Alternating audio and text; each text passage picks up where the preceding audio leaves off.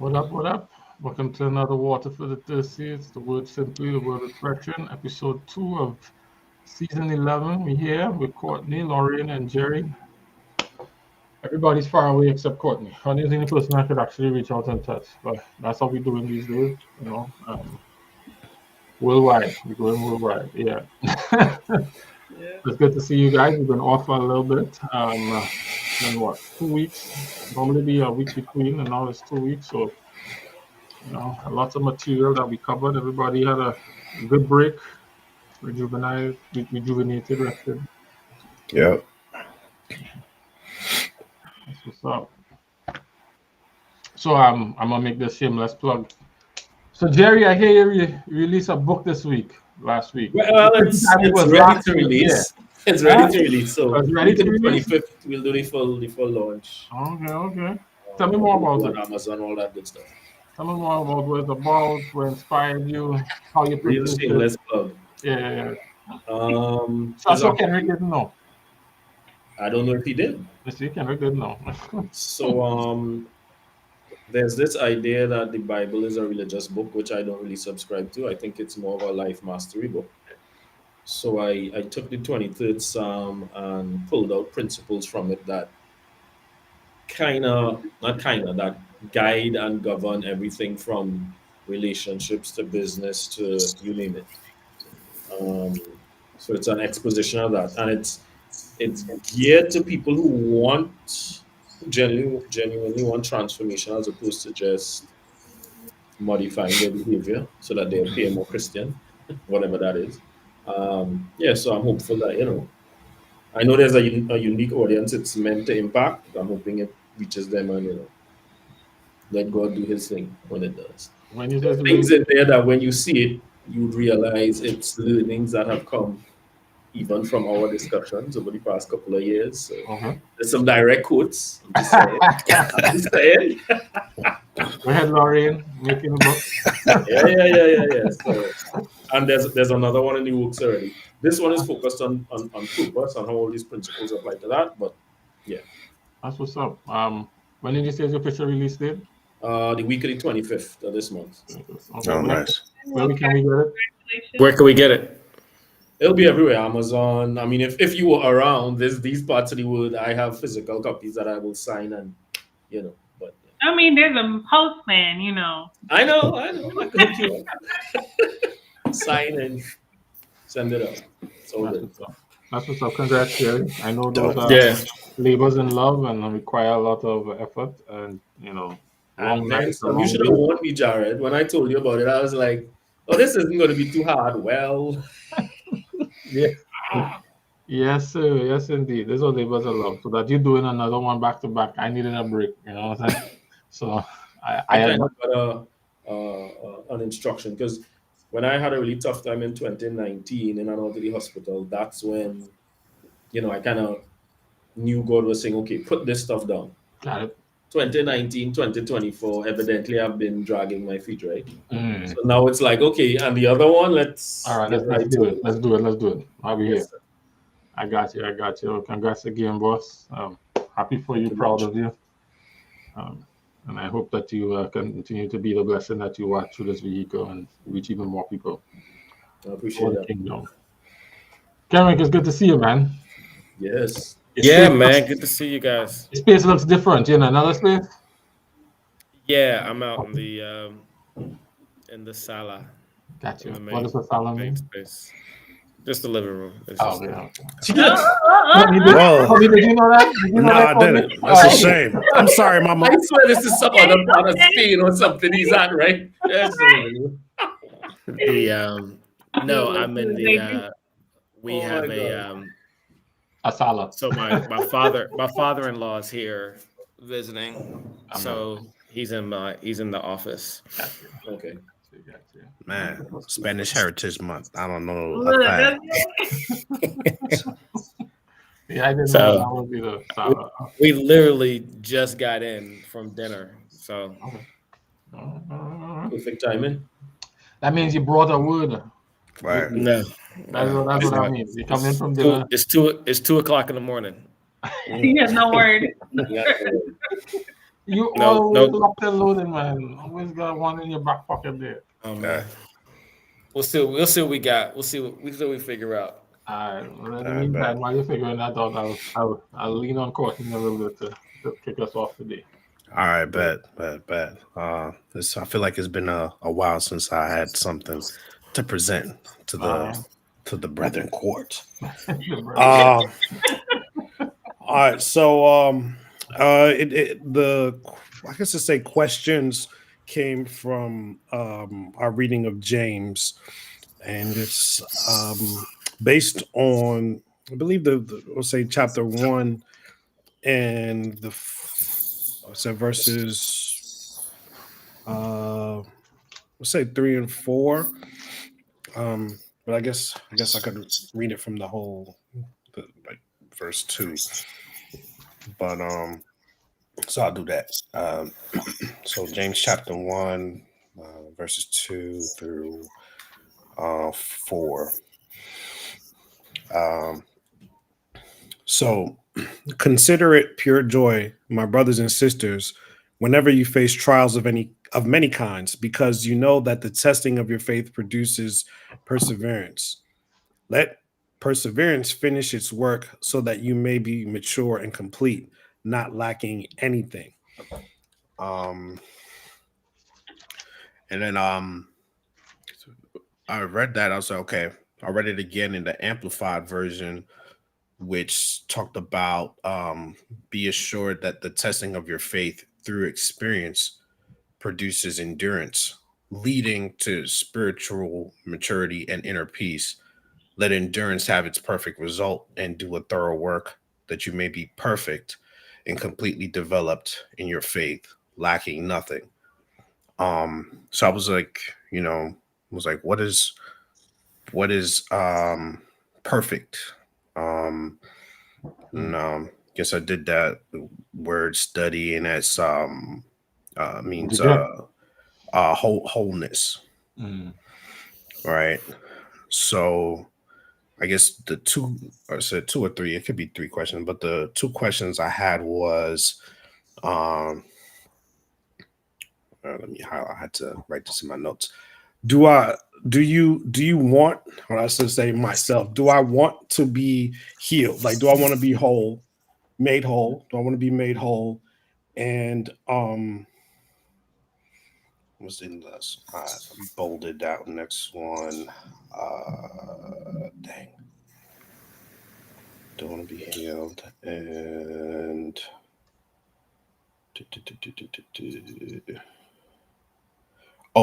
do burdens break our wholeness? Burdens break your wholeness. Do burdens break your wholeness? Yeah. What did you come up with? All right. Where did you land? I'm not even smart enough to understand what that means. All right. All right. Because it's like, I guess what happened to me when I was just thinking as I was reading it, it was the things that make us whole. And James is talking about perfection coming through this endurance, this perseverance through essentially trials and tribulations, right? But I'm just saying, like, it in a sense too, does that, I guess from another perspective, does that break our wholeness? Like, I think that there's times when we're not actually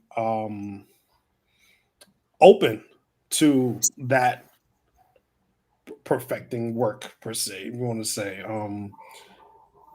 So that was my thought on it. Like, it's like, do the burdens break our wholeness? Let me ask this clarifying question. Do you mean break as in you made it to wholeness and then the wholeness is interrupted, or do you mean break as in prevent you from getting to wholeness? Because which of those did you intend, or are you asking, or is it something else altogether? No, I think the more along the lines of the second part of that, and because I think even in the conversations that we've had over time, it's, and even not to look at myself in reflection, there are a lot of things that can happen to you in your life, and I don't know if we always immediately think like what James is talking about, where it's just like, man, you know what, this is happening, these circumstances are happening to strengthen me. And I think sometimes you have the opposite thinking of it, and then if you're talking about wholeness, and this is where I was saying, do you want to be healed? There's sometimes when there's some responses to trauma that I don't know if we are all um, ready to let go of. Mm. Mm. Why do you think that is? It might feel good, man. It might feel good. Cake. Yeah, it might be. I got you. Because even like thinking about it from all the aspects, like spiritually, relationally, psychologically, like there's some things from the past, I guess you could say, that kind of imprison us, or we just kind of embrace it. Like, so if God is trying to bring us to this point of this wholeness, that's what I was just thinking about. Do you have the NIRV available to you? The NIV? NIRV, and New International And, Reader's Version. let me see. That's the Bible version I'm reading through this year, and I thought its rendition of this is a little interesting. And I say that because words like wholeness seem a little abstract to me. And so NIRV. Oh yeah. I have the that. International Reader's Version. So Okay, yeah. Okay. it's the version of the Bible that they use for many of the kids' Bibles. Mm-hmm. So it's written at a third grade level, real short, simple sentences. Mm-hmm. And so it's interesting to read the concepts in a more simplified, stripped down version. So I'm wondering if we read that, if it reads any differently to you, if you have the same questions, if you get any answers to your questions, if we could unpack it differently, if you go through, read it with this lens. Okay. So I'll do it again from So verse read it, 2. and then we'll take Kenrick, who's Yeah, because Kenrick looks like Kenrick he is gets boosting. Yeah. Quite literally, yeah. All right. But you got to do fast because he's holding his breath, and we don't want to. Okay. All right. don't want him to pass out. Right. My brothers and sisters, you will face all kinds of trouble. When you do, think of it as pure joy. Your faith will be tested. You know that when this happens, it will produce in you the strength to continue, and you must allow this strength to finish its work. Then you will be all you should be. You will have everything you need. No. Are you having the same questions? Does it give you something different to think about? I get tripped up over the word wholeness. I don't even know what that means. And so I understand healing. I understand completion. Yeah.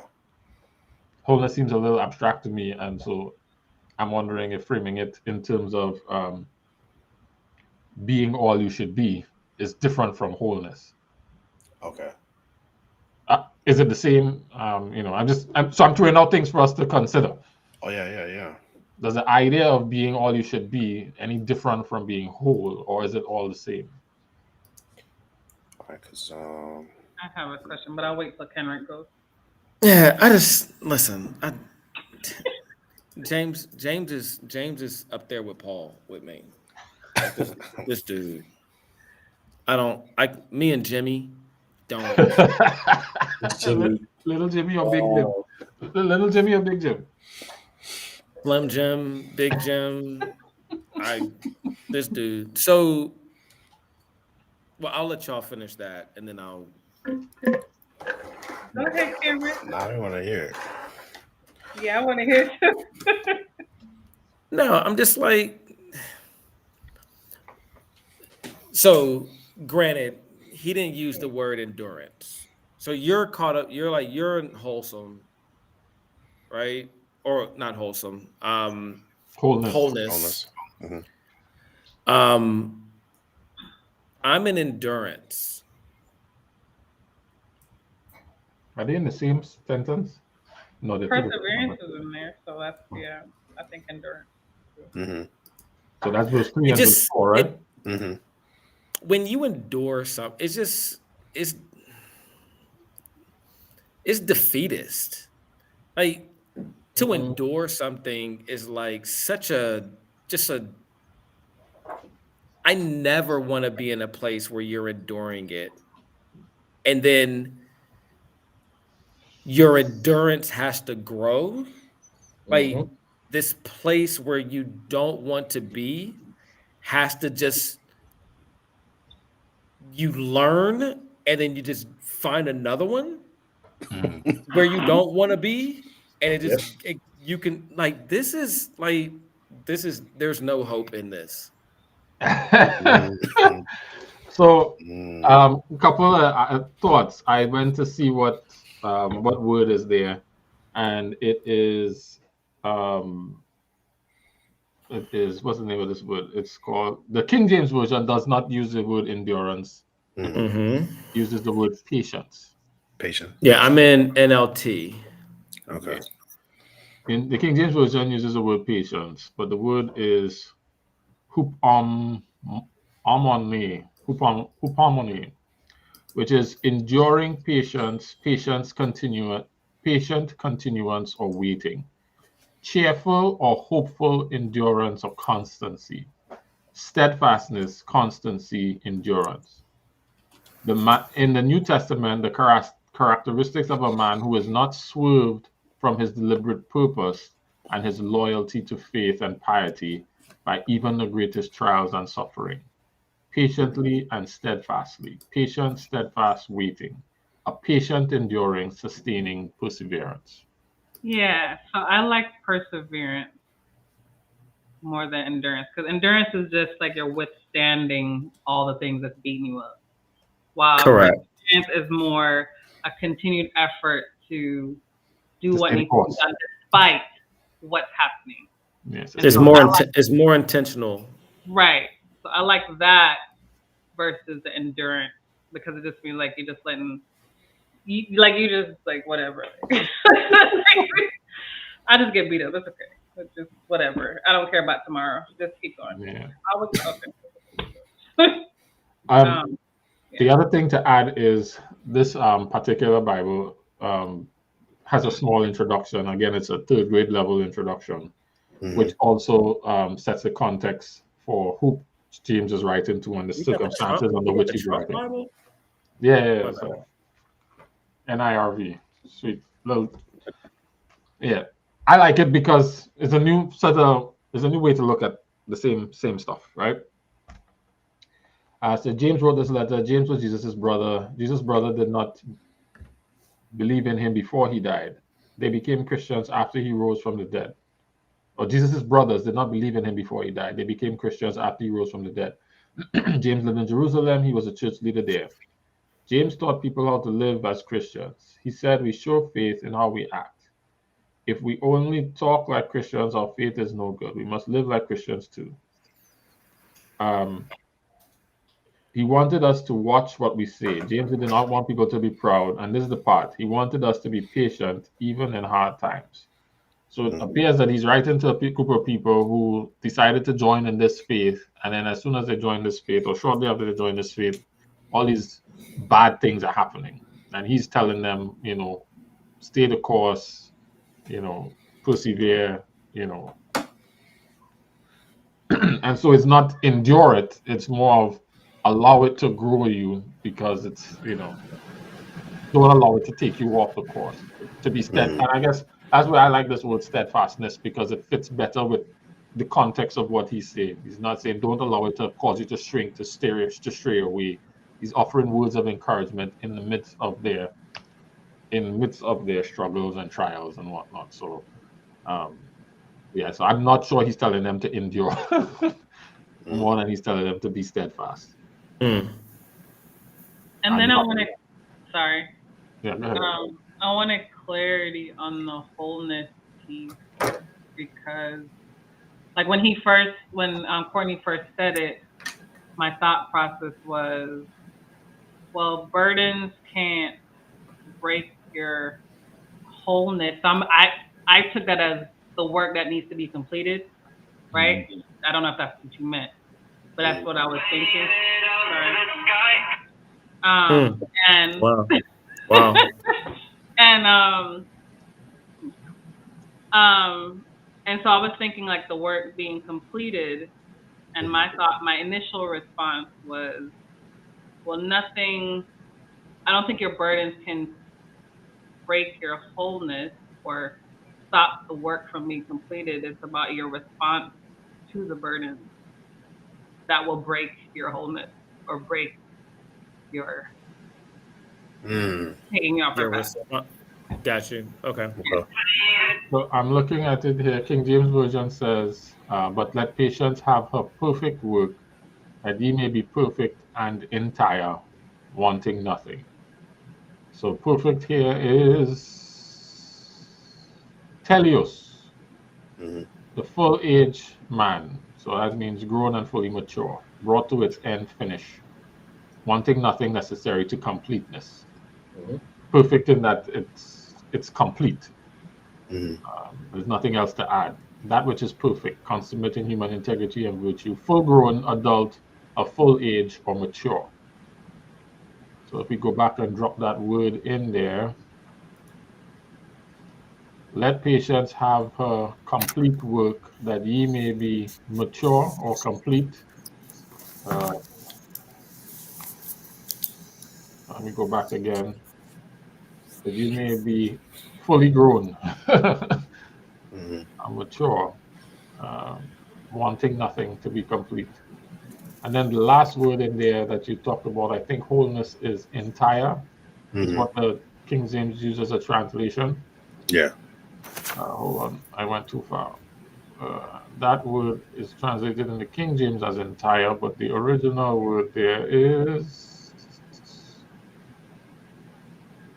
holokleros.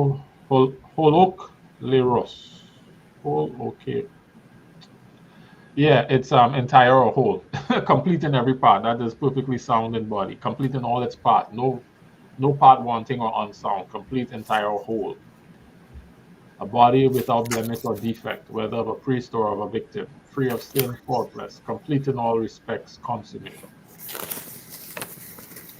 It's used only in one place, and that's in this verse. And it's sometimes translated entire or whole.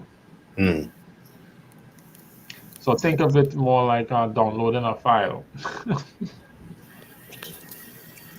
And you get the entire file completed 100%. Okay.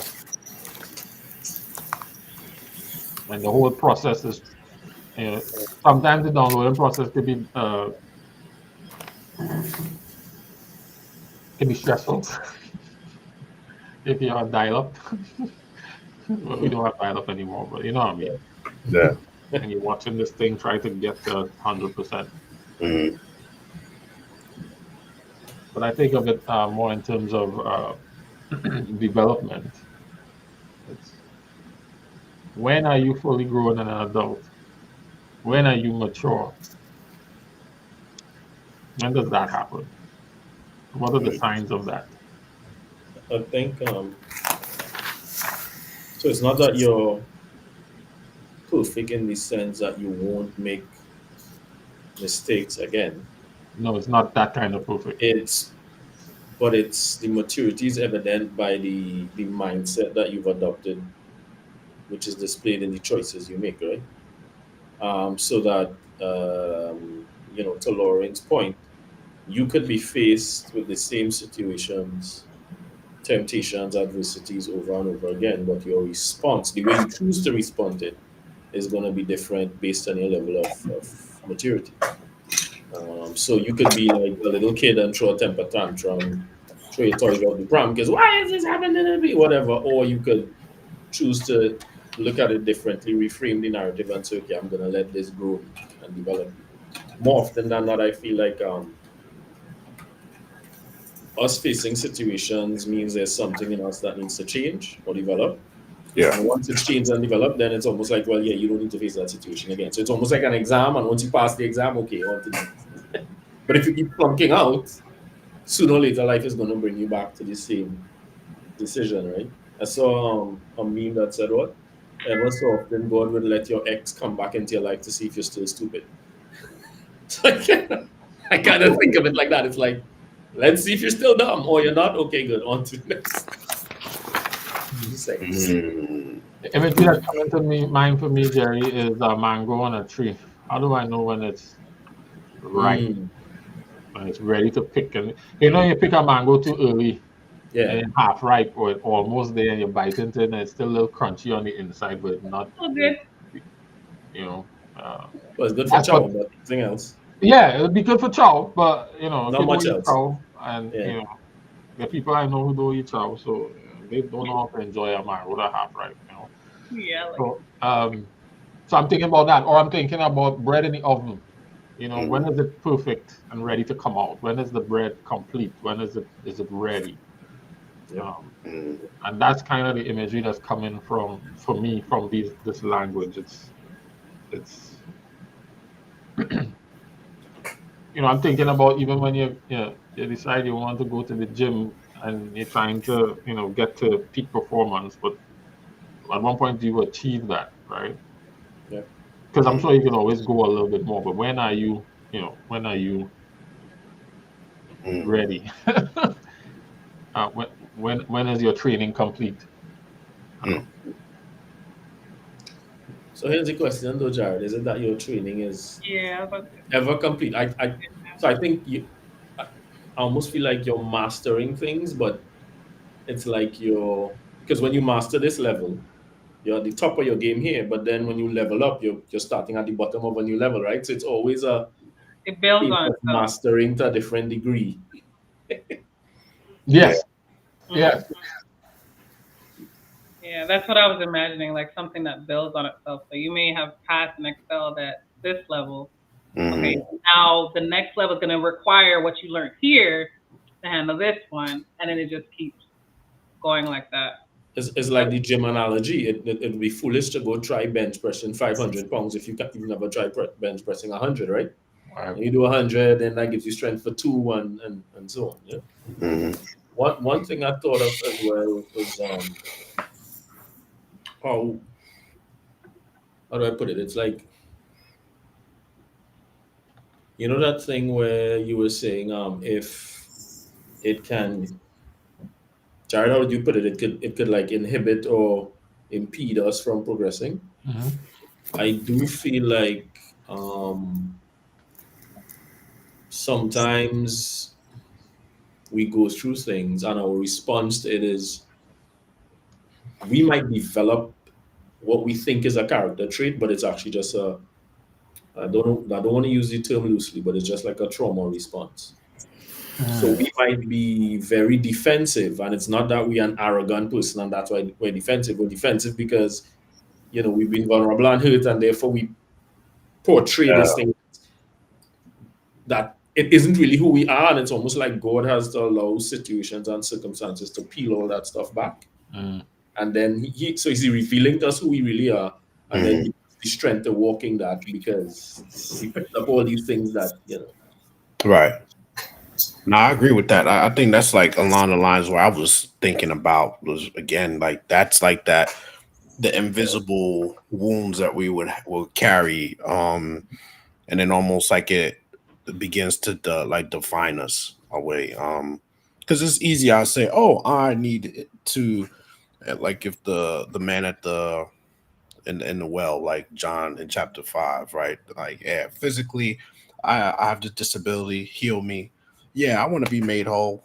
Cool, but that's one aspect, and then I like Lorraine said, like, all right, say you mastered the spiritual maturity, then but there's the relational, Relational. right? Then you have the whole psychological part, right? And so I'm just thinking about those things too. Like, so I'm like, where you guys we're all talking about is like exactly what I was writing down. Like, I was like, okay.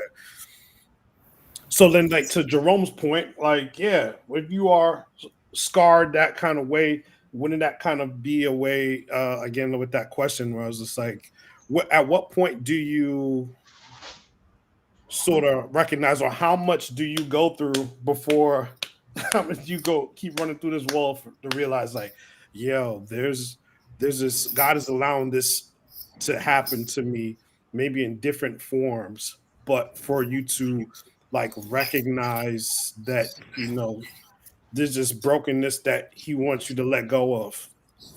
Um, because then that would be like, that's so familiar to you, and this other area is unfamiliar. Like, Okay. And we run to what's familiar, even if it isn't beneficial, right? right. While you were talking, Courtney, I was remembering where I don't remember the reference, Jared, but where Christ said, "Whoever falls on this rock will be broken, but Mhm. whoever this rock falls on will be crushed," right? Mm. Referring to Jesus. And I do feel like God wants us to be gracefully broken, to get all that stuff out, to open us up to, like I said, who we really are and all of that, and then let us Mhm. progress in that, as opposed to um, basically going in these cycles where we're either disassociating or exhibiting some sort of addictive behavior, right? So it's Yeah. almost like you're chasing some kind of high just to avoid whatever the stress, the trauma, the pain, whatever it is, Mhm. or you're disassociating, because mostly people who come across as super arrogant are actually deeply insecure, right? And rather Mhm. than deal with that root issue of insecurity, they're just like, well, Wall yeah, up. yeah, Yeah, yeah. Wanna and protect them. God will find, because He's perfect in wisdom, He will find some way or ways to get to the root of that. I don't want to say force you, but He will nudge you along the path Mhm. of that. And sometimes you see people faced with situations like that, and they insist on, because it doesn't feel good or it feels uncomfortable, whatever, they just keep running. Yeah. So it's like every time, because like I went down the rabbit hole of Saul, studying Saul, Old Testament Saul, and I'm like, there's so many opportunities where he's given a chance to step back and reconsider his ways, and he's just like, No, no, I'm the king now. I'm responsible here. I have to do this. I know, even when he was confronted with his things, it's like, I know there isn't really a hierarchy of sin, but if you think about it, what David did was way more egregious than what he did, right? As Mhm. we perceive it, absolutely. As we perceive it, right? Because the penalty, the payment for it is the same, right? Well, It's still the same blood that has to be shed for it. But um, when David's confronted, David is like, take anything from me except your spirit. Saul is confronting, he's like, yo, don't make me look bad. Effectively says like, you let's work this out just so that I we're don't look bashing for everybody. so it's like he's oblivious to the fact that, oh, this is really wrong. It's like, I just don't want to look bad. Yeah. Mhm. I need good publicity alone. Yeah, so And I think too, sometimes God allows you to see those. So like what Courtney was saying about like those triggers that allow you to respond in a certain way. Like He allows you to see those in other people. And sometimes as you are lovingly rebuking the other person, God is like, right. yeah, God is like, you too. And it's like, oh, You wait, too. what? Yeah, yeah, yeah. Oh, Oh, you think I brought them here for them? I brought them Right. here for you. Right. listen, that is so. Oh my goodness, that has been my story. There's so many times where I think it's like, you hear someone, Lauren, we hear Darius Daniel someone or something. We be like, so needs to hear this, and God is like, yeah, but Yeah. you're the one I am hearing it right now. Why is that? I'm sending it to you I to gave it carry to a you message. first. I gave it to you first. That's what I say. Yo, you walk around like, I'm good. I'm good. Mm-mm. Nah. Now I understand why. Was it Paul who said of sinners I'm chiefest, or was that Mhm. Peter? That was Paul. Paul. That's Kenneth Yeah, friend. Pablo was like, and I'm like, dude, you have this stellar track record, and yeah, because the more you reflect on Christ, and the more you see your own dirt, and that's the thing I like with I'm really getting into with the gospel. It's so deeply personal. It's like God is literally talking to, when He's talking to Jared, He's talking to Jared like nobody else exists. He's talking to Jerome, it's like nobody else. This is me and you. And if we get me and you right, then, because No, until as you we see, are getting me and you, I would say as my experience is that it's as. Because a lot of Yes. times the people True. are being sent in your path as part of the getting right. Facts. Yeah. And then it's almost like you have Facilitated. an experiential word to share with them now because That helps and to they can relate, solidify it it for you. resonates. Solidify it for you, right? Yeah, you ain't fully get it yet, but it's enough to own it. Yep. You know, it's that student teacher type thing. You learn the lesson by teaching it to somebody else. And then it's like iron sharpening iron, right? Because they may have things, and when you share, you realize, oh, I didn't. Yeah. That was a good one, Courtney. Yeah, man. Did you get the answer to your question though? Yeah, I Does think so. Does burdens impact your, negatively impact your wholeness? Is that what you're asking? Yeah. Yeah. But yeah, I definitely, and I was just thinking about the stubbornness, that I experienced of because of past things, am I not open to this other fullness that God's trying to get me to? Especially like I said, relationally, man, it's just like God wants you to get to this place where you really loving your neighbor like that, and like the real deal stuff, and I'm just not just like the surface stuff, and I'll just be like, because I've been saying this on here for years. I'm always just like, man, some people I'd be like, look, man, I need my space, man. I ain't really, I give them a couple chances, then I'm like, I'm cool. good. I'm cool off you, man. So Jerry said something a few minutes ago that has come to become real for me, is that the more you come to your own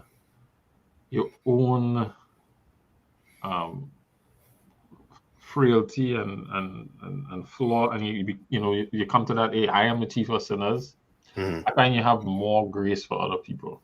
And I find that the people who are not as gracious, they don't even realize it sometimes, that they really self-righteous, because they see themselves differently from other people. So they're like, yes, I have flaws, but I'm not as bad as them.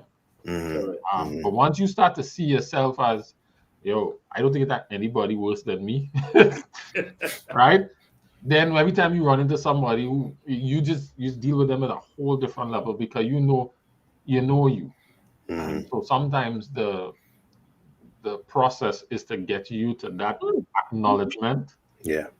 And then you're better able to give grace to others. And so, And the thing I've found with that too, Jared, is like it doesn't mean that you cuddle them or you tolerate foolishness. No, but just the way. So, my dad used to say rightness matters, but the presentation of the rightness matters just as much.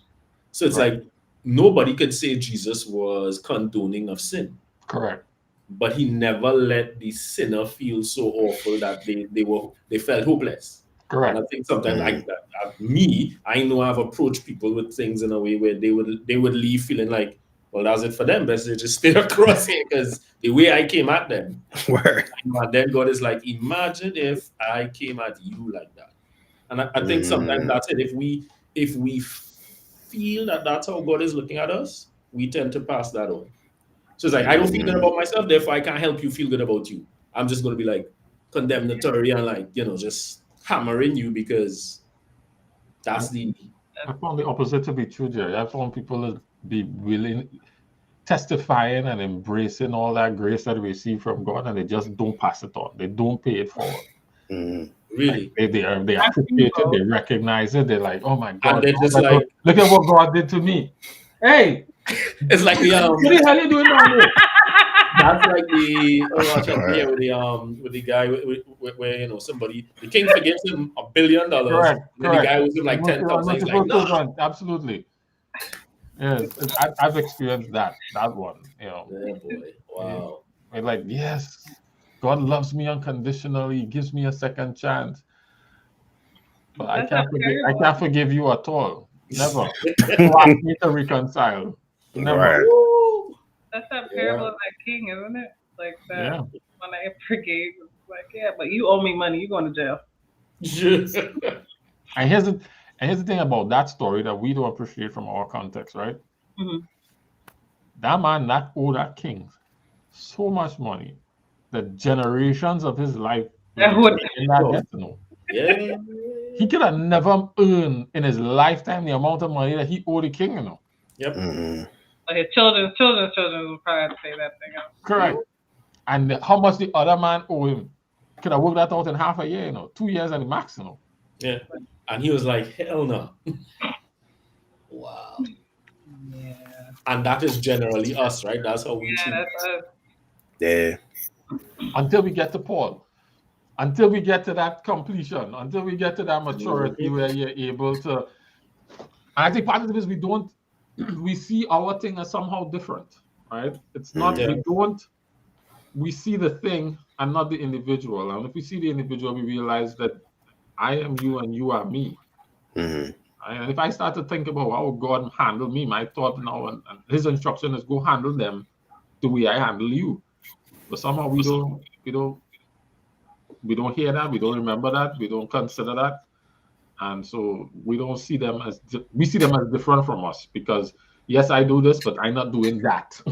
Yeah. And how could you do that?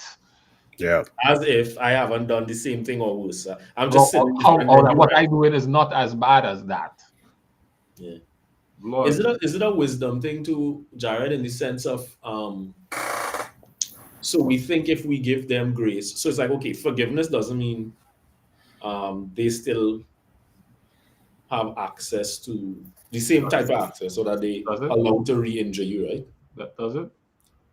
Well, I'm just saying, is that the forgiveness you receive from God?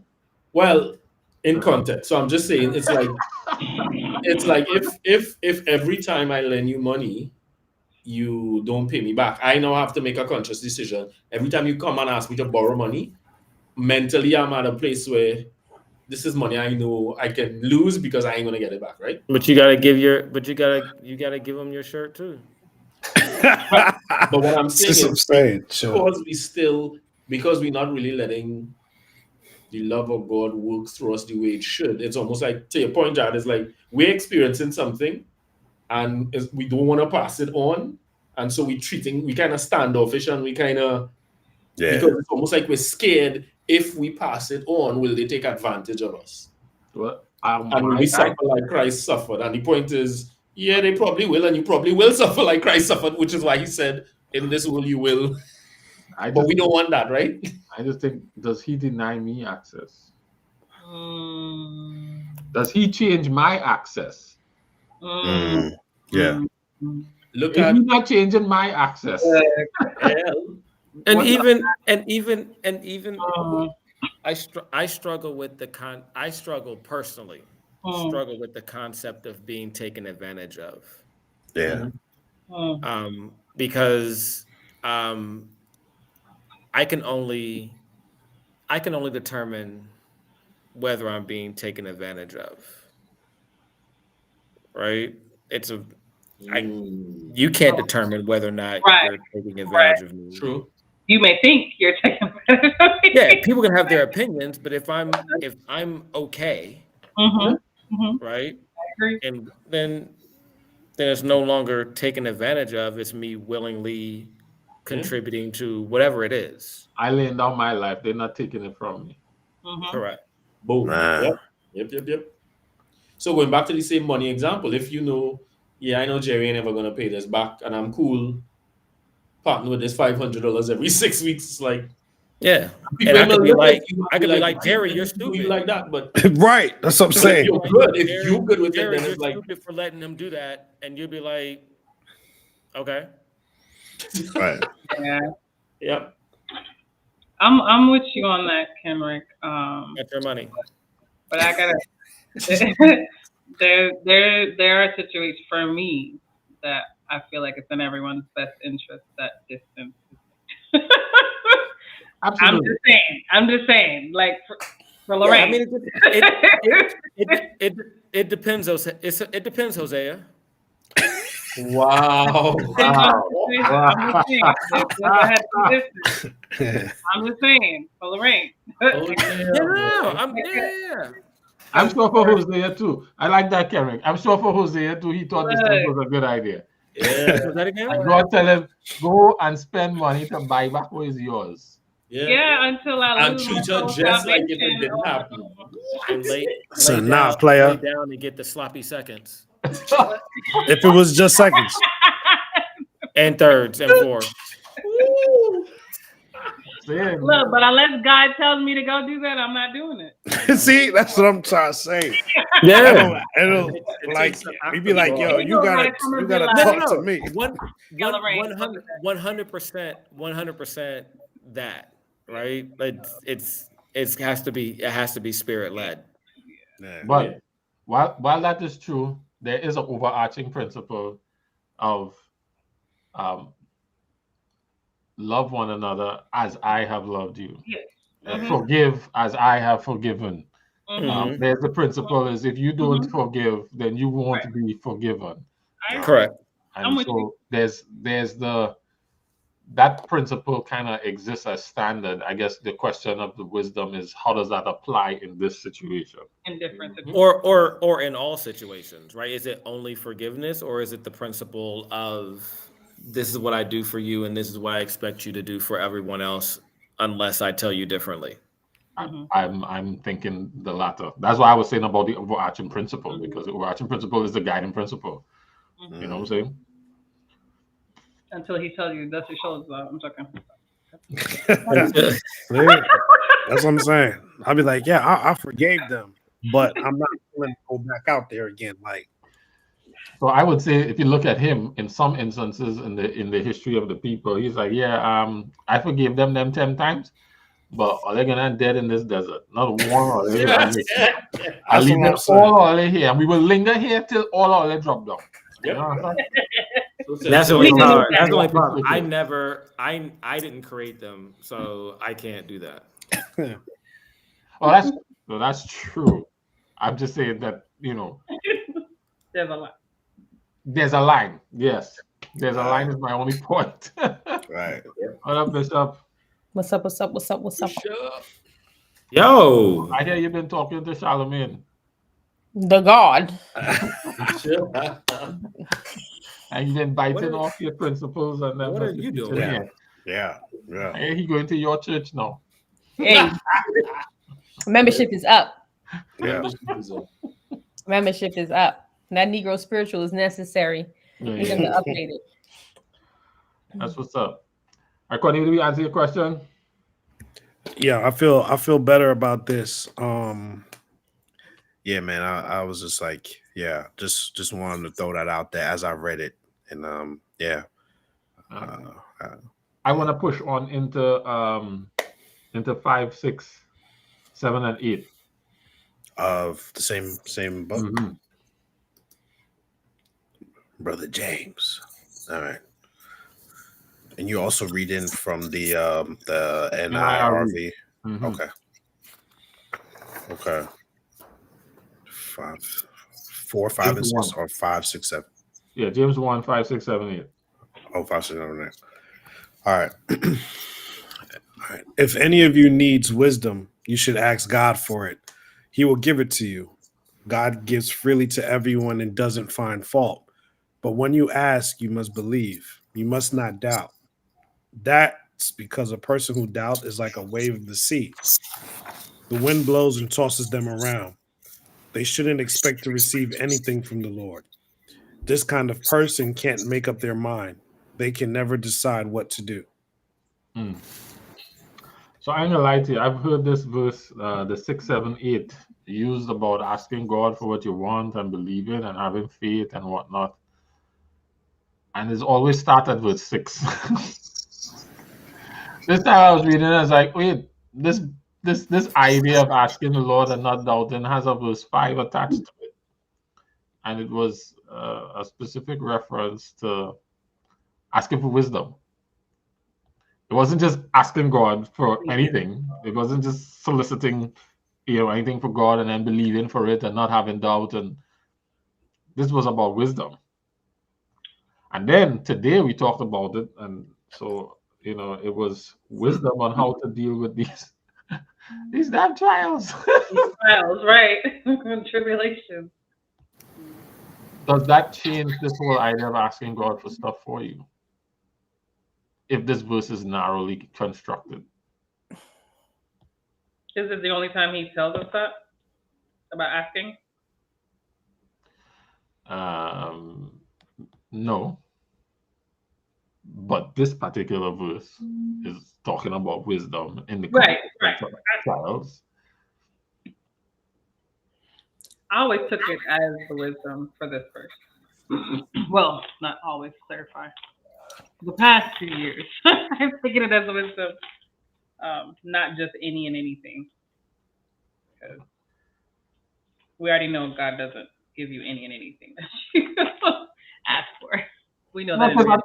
I've listened to people talk about the whole idea of, if I'm unwavering or uncertain, I won't get what I'm asking God for, and then they reference this verse. But this Wait, verse, where are we? James 1. Because I'm a waverer. James 1. James 1, 5 to 8. I represent the waverers.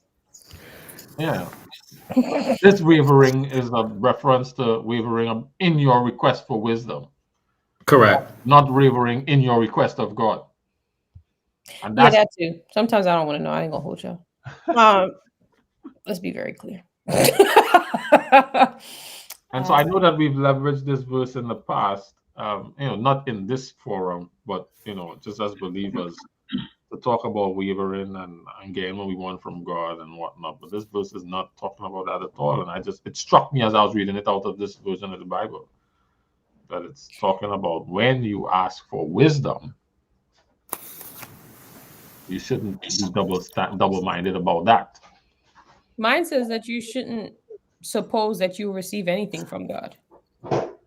Yeah, but anything is not anything in general. It's It's anything about the thing that you're asking for. Because the verse starts with, if anything, any of you needs wisdom, you should ask God for it. He'll give it freely to you. God gives freely to everyone and doesn't find fault. But that is all in the context of wisdom. And everything that follows is about wisdom.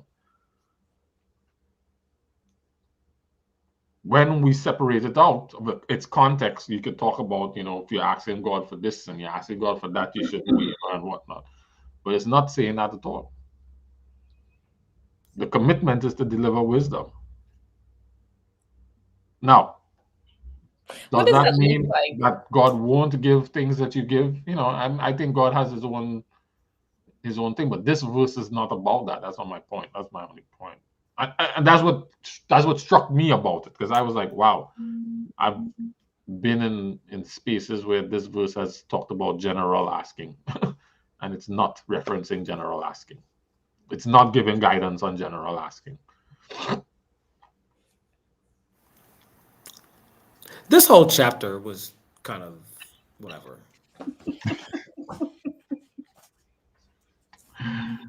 Sharika, we have Pablo, and now we have Jim.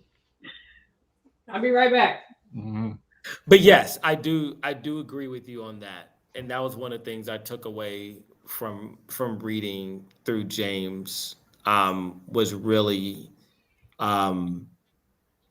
there were a lot of verses like this that I think people take out of context without understanding. So like when you were talking, like your intro that you gave about who he's talking to, why he's, was very important, because it creates framework for what is actually being because in and of itself, I think there's just a lot of I'm struggling. Go ahead.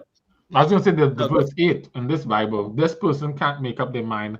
They can never decide what to do. Right? That is a direct reference to wisdom. Like wisdom helps you to make decisions. Correct. To decide what to do. And if you're unstable in your mind, then you ain't gonna get wisdom from God. Correct. No, I mean, I'm with you on that. You'll always be waffling and wavering. Especially when you encounter troubles, right? You're not going to have that steadfastness to act in wisdom. Because that's going back to where Courtney was in the beginning. When you encounter these troubles, these burdens, your faith is tested, but you have this process by where this happens to give you steadfastness and perseverance and staying the course. So And then the testing is if you need wisdom in making them decisions in those lines, ask God because God will give it to you. so to ask what Sharika just said though, yes, it's about wisdom, but he's talking about a quality of a person that's doubtful all the time. So, like where it says you will not receive anything at all from the Lord, somebody who's doubtful when he or she is requesting or asking God for something should not expect it because you don't believe in the God that you're asking for the thing that you're asking, regardless of what it was, right? Regardless if you're asking him to heal or if you're, you know what I'm saying? Like, regardless of the thing, if you're doubtful and you're asking, so I I think can that's see the it if principle there wasn't behind a verse 8. I can see that if there wasn't a verse 8. So it's a complete yeah, thought. he's the quality of a person who's double-minded, who is doubtful. So that's what I'm saying. Somebody who is like that cannot expect anything from God. I guess it's how No, using verse 8. right. But Only if you're so only taking verse verse 8 by 8 itself. or verse 7 by itself, because that 7 is they shouldn't expect to receive anything from the Lord. But Right. remember, You they talked. got 8. So remember, you were saying if any of you needs wisdom. So anything Right. that I comes got after that. that. Mm-hmm. So when you ask, you must believe, you must not doubt. That's because a person who doubts is like the wave of a sea. The wind blows and tosses them around. Yes. In the context of wisdom, if you try to make a decision about something and you will have doubt and you're trying to get wisdom from God, you're not going to receive that from God. You're not going to receive anything of that you're asking for from God in the space of wisdom. Not anything, period. Because wisdom is about decision making. Are you doubting that he's going to answer, or are you doubting, like, what's the doubt based on?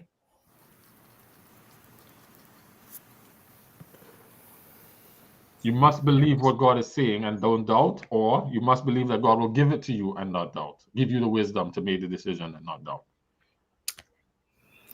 And I think that's two different. I think those are two very different doubts, right?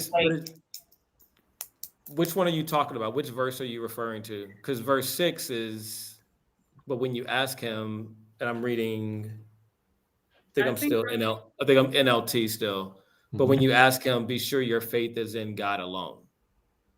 Do not waver, for a person with divided loyalty is as unsettled as a wave of the sea that is blown and tossed by the wind. Right. So I'm imagining a quality of a person who is a doubtful person.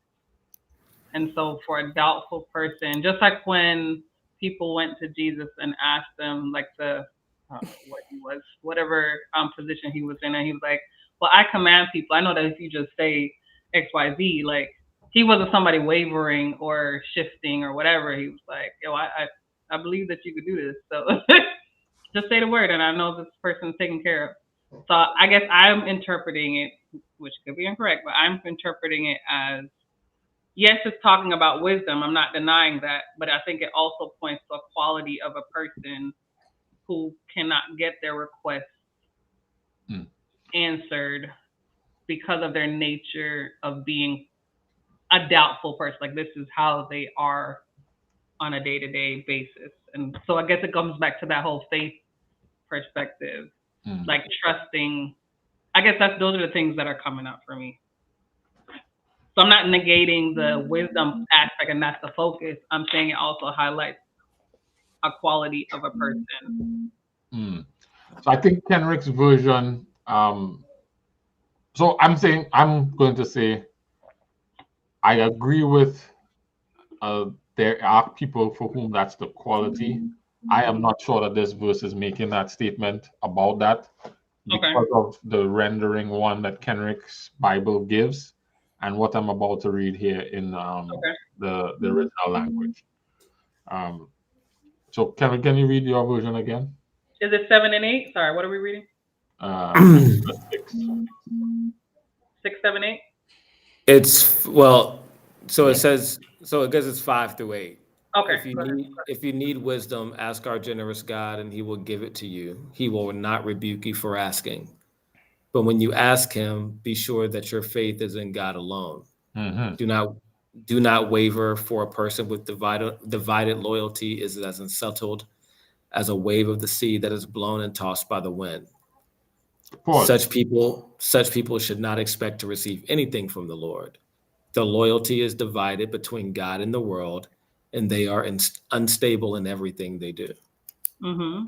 Right. And so going back to a little bit higher in the passage, remember these are people who are receiving who started on this new way of life, and in their pursuit of this new way of life, they end up in trials, and now they're trying to decide whether to stay the course or go off. Mm-hmm. Mm-hmm. And so he's telling them, ask God for wisdom On how to move. to allow perseverance to have its work, Mm-hmm. because you need wisdom in order to make that happen. Mm-hmm. But if you are divided in your loyalties, not doubtful, and that's why I think doubtful changes the meaning. If you're divided in your loyalties, because the original language here has the King James Version renders it even slightly closer to what Kenrick is saying, and the original language kind of affirms that. But let him ask in faith, nothing wavering. Right? So it's in faith, which is where Kenrick's Bible unpacks it as as in your what does your version say, Kenrick? Something in God. But when you ask him, be sure that your faith is in God alone. alone. Right. So it's faith in God. It's not just. So what divided loyalties? What would be the other side? So let's go back to the later part. Faith in, okay. The two verses down, we talked about God and the world. Remember, these people coming from a different life with different set of rules and whatnot, and have decided to take on this new way of living. And the trials are making them go back, making them consider going back to the other way of living, to what they were doing before. And so their wavering is not between, whether God can deliver them or not, or whether God can do this or not. It's a wavering between staying the course and going back. In the context of everything that's being said, not just the verses and the way the verses are written. The context of the messaging is the wavering and the back and forth between following God and having faith in God, which will allow you to stay the course and not.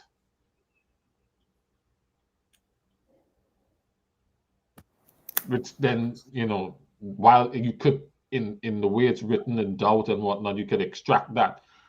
James is not making that statement at all. He's not making any reference to that the character of that person, but that wavering, because that's, and even if you read the rest of the book, he's trying to encourage them to stay the course the whole way, and not to go back and forth between, should I follow Jesus? Should I not? Should I? Is this thing worth it? Is it not?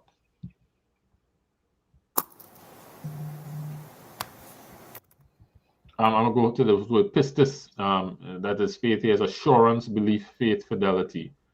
Persuasion, that's credence, moral conviction of religious truth, of the truthfulness of God as a religious teacher, abstractly, constantly in such profession, by extension, the system of religious truth itself. Conviction of the truth of anything, belief. Conviction of belief in respecting man's relationship to God and divine things. Yeah, so it's I like how the NLT kind of unpacks it. It's not just you must believe. Because if you say it's what you must believe, you're just saying you must believe in what you're asking for. This is saying you must believe, as Kenrick pointed out in God alone. That's a different type of, that's a different belief, or it's saying believe differently. It's not just saying believe.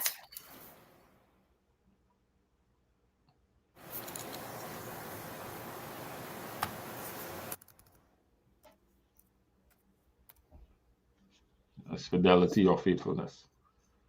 Yeah, all those ideas are around you must continue to believe in this way of life. You must continue to believe in this way, in the way is essentially what you're saying. Continue to believe in the way, because if you doubt, you're not going to get the wisdom to make a good choice in the face of persecution. A person whose doubt is like, is this worth it? Should I stay? Should I go? Should I stay? Should I go? Can't expect to get wisdom from the Lord because you don't really believe. Right. Mm-hmm. You don't just believe. You don't believe that the way in the way. You The don't way that believe he's in the trying way. to. Mm-hmm. Mm-hmm. By the way, I'm using the way as an axe the way. This way of life. The Okay. way of Mm-hmm. the way that you've signed up for. Mm-hmm. You know? Mm-hmm. The journey you decided to take. Yeah. Oh, man. Mm-hmm. I'm reading it in the amplified version, and been talking about wisdom and faith without doubting God's willingness to help. So I think I can see that too. It's like if you are praying and you're asking for wisdom in the circumstance, but doubting that God is willing to help.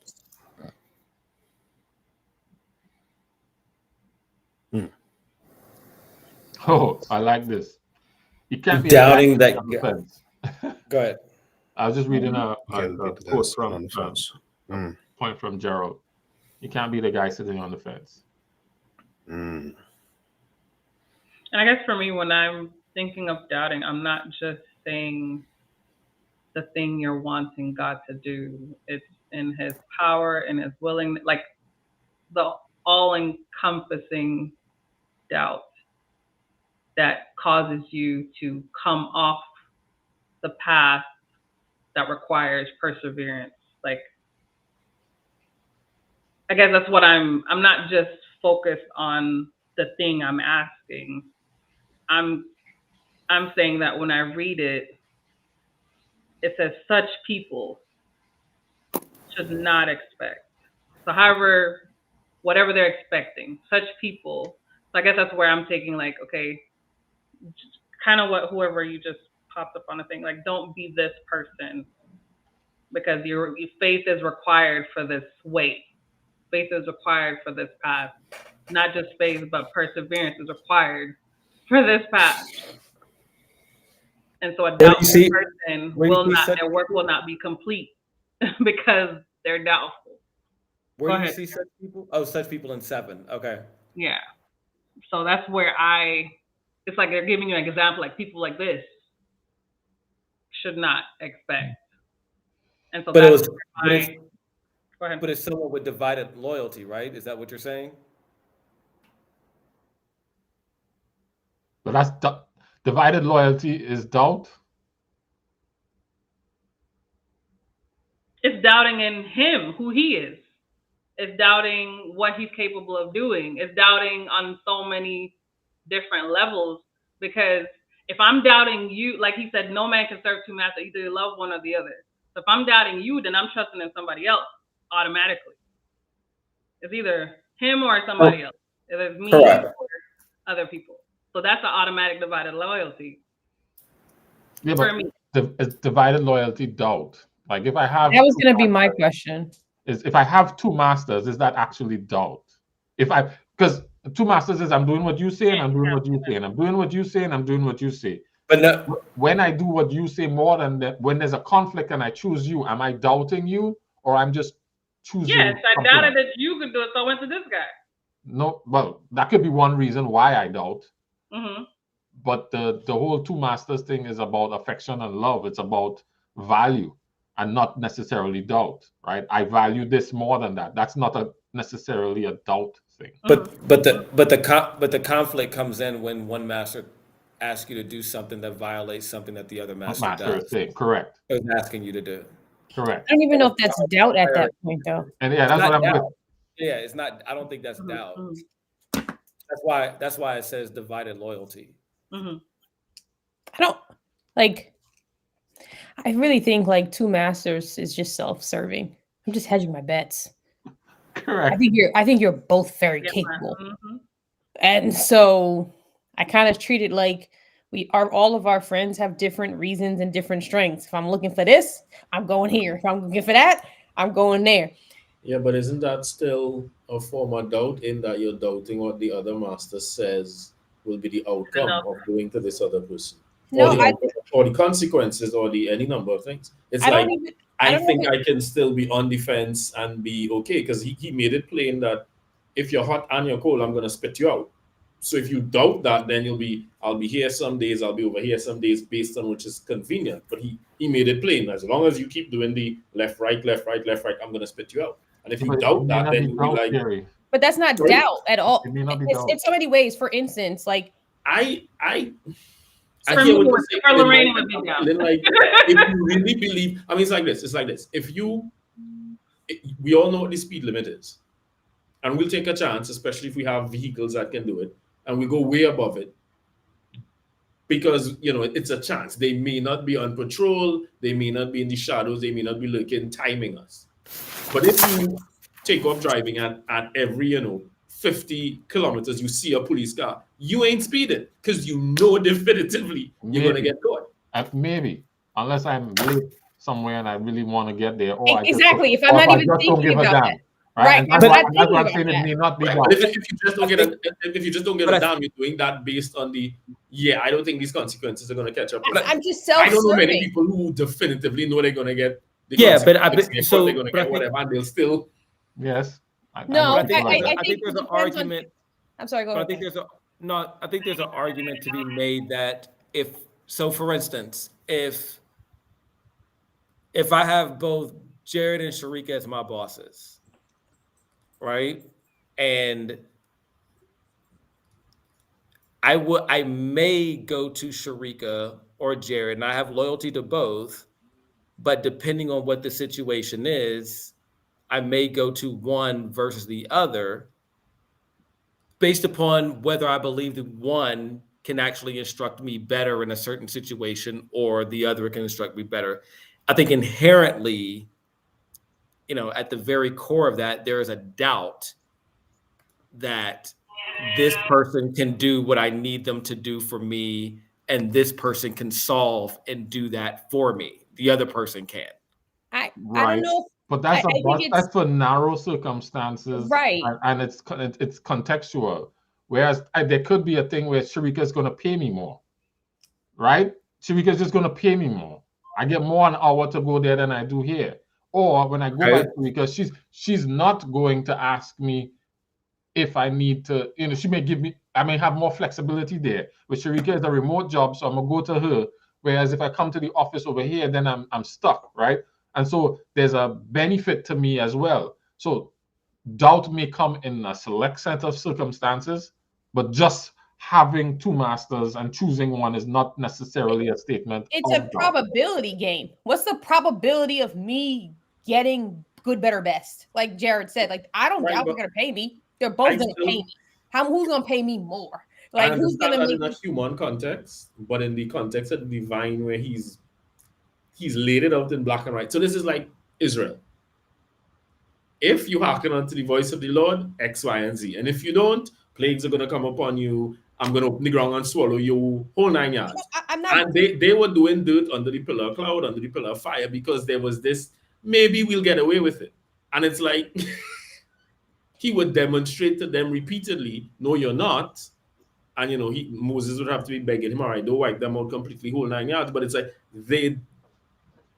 they doubted that the outcome would be what he said it would be, and then they would just that's not necessarily I may know that this may happen, and again I just go back to Adam and Eve. You will not surely die, and that just started the ball rolling. They doubted the outcome, and but here's the thing, Jerry, I may know this happened and I'm willing to roll it anyway. Correct. Because you're doubting the outcome. I'm very aware that this can happen. And I'm rolling it anyway. No, but that's my point. You are saying it can happen. If you knew definitively, let me rephrase that. If you accepted definitively, it would happen. No, the people do it. And because people who know that this mission, we're not coming back from this mission, we're going to die on this mission, and we're going anyway. We leaving it gone. We're leaving it gone. Like, and I've done things in my life that I know the consequence. I'm like, you know what? The win at the end, I'm willing to risk it all. Like, and that sounds crazy. I don't think it sounds crazy. I think it's like you said, you're willing to risk. If you know there's no other outcome but this, would you do it? Unless you just crazy. Let's do it in reverse, Jerry. Let's do it in reverse. The God I serve can save me. But even if he doesn't, I'm still going to do that. That's not doubt. It's not doubt. That the 3 Hebrew boys didn't doubt, and they took a chance. They took a very big chance because they weren't sure that he could or he would. That he And would. they knew he could. They 100% knew that he could. Whether or not he would do it is up for discussion. And That's they didn't probability. doubt. That's not an example of doubt. Possibility is 100%. Probability is up for discussion, and so therefore I'm still gonna risk it. But I know he can. Like, and that's what I'm saying. Like, in the positive, we're okay with it, but in the negative, we're saying, "Oh, it's because I don't think it's gonna happen." No, I know he can do it, but I'm willing to risk it. So you think Adam and Eve didn't doubt God? I think Adam and Eve did not doubt God. I think Adam and Eve were ignorant. I believe the Hebrew boys had more information and still ran the same risk. What do you mean? What do you mean Adam and Eve did not? What's the context? Because God would come in the cool of the day and tell them this is how stuff is going to go down. So I'm just trying to wrap my head around. Adam made a firm decision. There was no doubt in Adam. We could probably debate Eve. Adam was like, "Yes, I'm accepting my fate. I'm doing this." He made a conscious vagina. I got the message. She's doing her nose, my own thing. I'm down. I'm riding at dawn. Like, I know what this is. I'm riding at dawn. Oh, like, wow. He was down for it. And not only that, like, even going back to the Hebrew boys, like scripture and scribes and all that stuff, things were written. And they still ran it up. Even if he don't, we still doing this. Yeah. Yeah. The Hebrew boys is the flip side of the same coin. There's an uncertainty, perhaps, but they were confident. Their faith. I guess that's like Job. Though he slay me, yet will I. Yes. Or possibility is he can save me. Probability is even if he doesn't, I'm just gonna. Yeah. I'm gonna do this. And I mean, even in my case, like when I've had surgery, probability of me waking up, high. I could die. Run it up. Like, like I have to do what I gotta do. Like, so if not doubt, what is it? Is it just what? I like the way Kenrick's Bible defined it. It's divided loyalty. It's not doubt. It's sitting on the fence. It's being hot and cold. And that's not doubt necessarily. I'm sure that there are instances where I could be hot or cold because of doubt. Right. Doubt could motivate. But it's not. It, but it's not exclusive. Correct. Exclusively doubt. Correct. Because I feel like doubt in so many ways is just like I have an inkling that this may not happen. Mm-hmm. And therefore I might hesitate. And in but to these your point, cases, there are times when you know definitively it will happen, and you're just like, run it up. And that's a toxic trait. You know what? Can we talk if you think about it, that was Lucifer, right? Huh? If you think about it, that was Lucifer. Lucifer knew what the outcome of his rebellion would be, and he was like, run it up. Not only that, Lucifer still believes in Christ.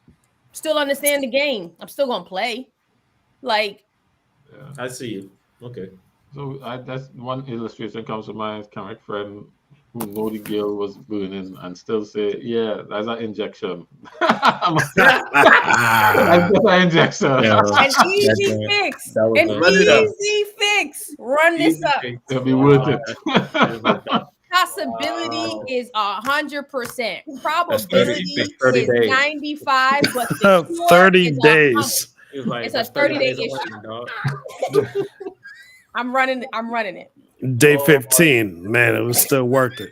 It's still worth it. Because at day 31, Courtney, this is all behind me. You know, really, what hit there, Shrika, when you said... I'm sure that's not the parable that Jesus was thinking of. Yep. Hey, that was what works, man. It's what works. What you said, Jerry? That whole run it up thing where it's a toxic trait, right? It's like, this could very well be the outcome, but yeah. But that's also faith, right? But that's faith too, because that's the boy's faith, right? This is what I was just about to think. It's like you're having faith is just who or what you're directing that faith to. That confidence in, correct. Yeah. Wow. And actually, it's heavy confidence. Yeah, it's almost like a certainty of confidence. Right. Or is a confidence that allows you to make this decision no matter what the outcome is. Yeah. Yeah. That is crazy. Which means if you made that decision in the negative way, you already have everything you need to be able to make the positive decision. So it's not like God has to imbue you with more faith. You just need to redirect it. That's like when they're raising kids and you say you should never break their will. You just need to direct the decision making differently, right? And that's where wisdom comes in, right? Yeah. And that's what you're asking God for. Yeah. For wisdom to make those decisions. Yeah. And that's one of the reasons why I don't believe there's like truly atheists or people who don't believe, right? Or excuse me, like It's just what you believe in. it's just what you believe in. Like you're putting your eggs somewhere. You're running a risk somewhere. You have faith in something. Something. You have faith in the fact that I'm wrong. Yes. You have faith in the fact that my joint don't make sense, right? Like it just there's this innate idea of faith, and it's all about where you put that energy. And I think a lot of the Bible is just about, can you just redirect your energy the right way? You naturally have it. I just need you to redirect it this way. Yeah. Wow. Because nothing is certain. There's so many gaps in the certainty. Like you can't prove a lot of these things one way or the other. And if you follow Jesus, he does that almost by design, right? He don't come out and answer the question fully. He give you just enough that, I gave you what you needed to believe. Will you believe or not? Wow. Yeah. Lauren, my version has the King James version has, "For let not that man think," which is a different rendering from "that type of person." Those are two different messages, because one is referring to a specific type of a specific person in a specific context, and another one is talking about as you said, a trait of people. And a specific person in a specific context is not necessarily a trait. So I guess it comes back to, what is the original language saying, and which one of these versions is best representing the messaging and the intent in order to, extract the value out of it.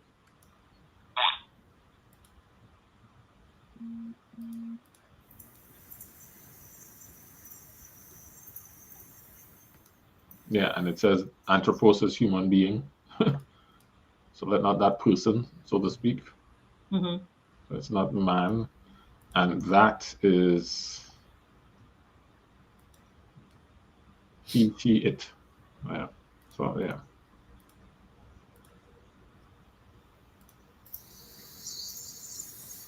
Yeah. So that's even more narrow. That person. Yeah. So did we land this? I think so. I think so. Yep. Yeah. So since it was mine, I would say yes. I was excited to be able to pass out the context, because I've always been in the space of that whole, wavering mindset type thing, and to come and see that it's not, that was significant for me, and I was just sharing that. So yes, I guess we landed.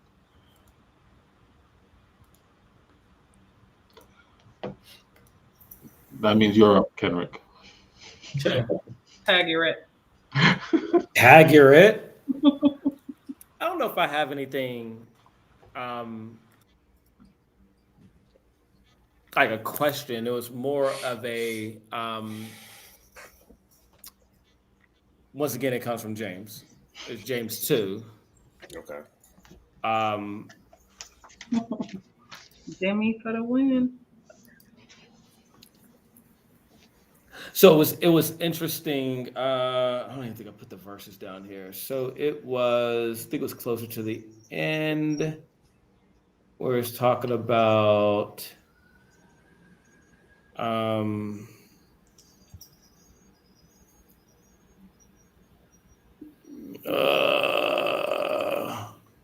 where it gave the example. Yeah, close to the end. So it's like 21. It was talking about faith and actions. And I think it was talking about Abraham and Rahab. And it was interesting that what stood out to me was that in both of these cases,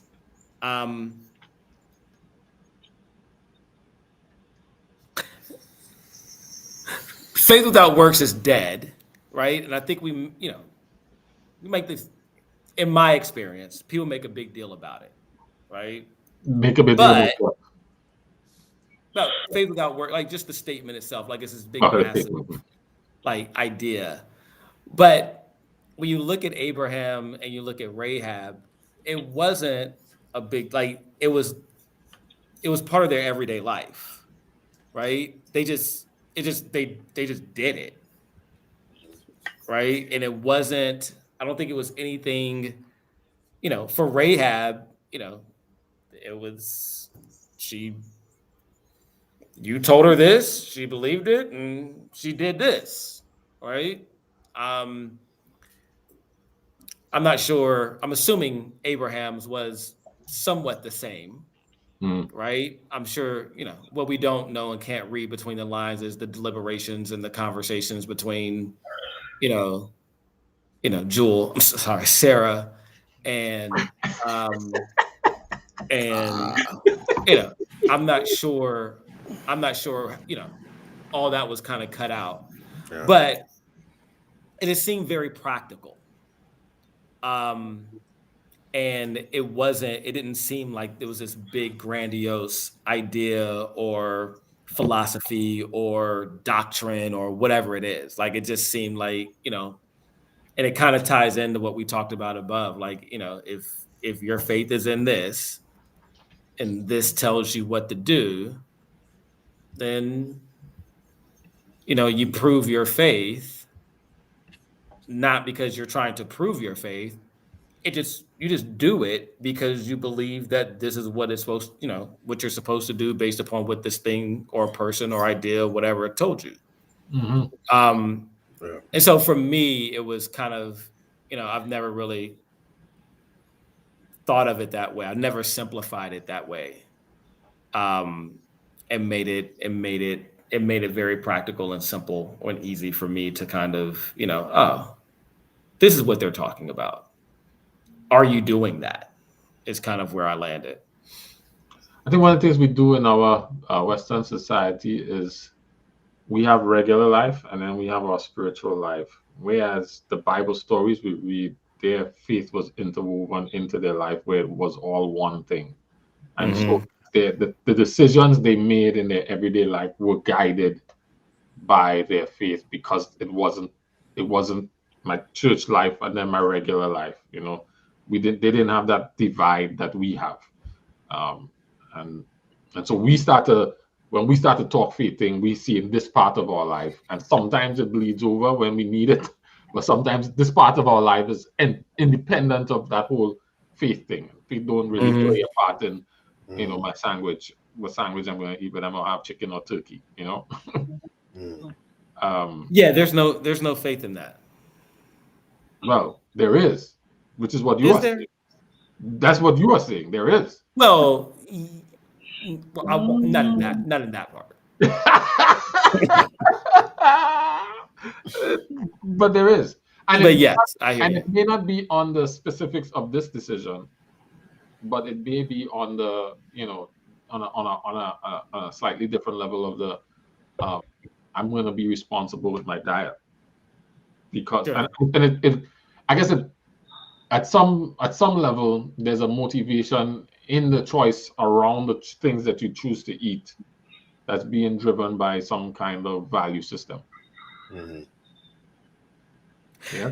And then maybe as I'm thinking about it now, you're talking. Maybe it was. I mean, what I don't know is how I'm assuming Rahab had a pretty decent business. Right? I'm sure she was putting in work, right? She was living on the wall, so yeah. Yeah. I mean, she was, she had a condo in the city. yeah. Like, and she was right there, dropping scarlet ropes and stuff out as her, that was her social She had a media. I rope don't know long what she enough, was, a red rope long enough to do that. Yeah, To drop them on the wall. Why she have got them? And so, but maybe she didn't have anything else to believe in because she saw the writing on the wall and was like, "These Bamas are really coming." Well, she heard about the Red Sea. She heard about Egypt. Correct. Yeah. And so maybe it was like, "Yo, this is if he did this, So maybe it is. Maybe it is. Maybe a bigger deal. I don't know. Yeah, but I've found that even today, Jared, to your point, I kind of feel like it's a Western civilization thing where we still have this divide. But if you look at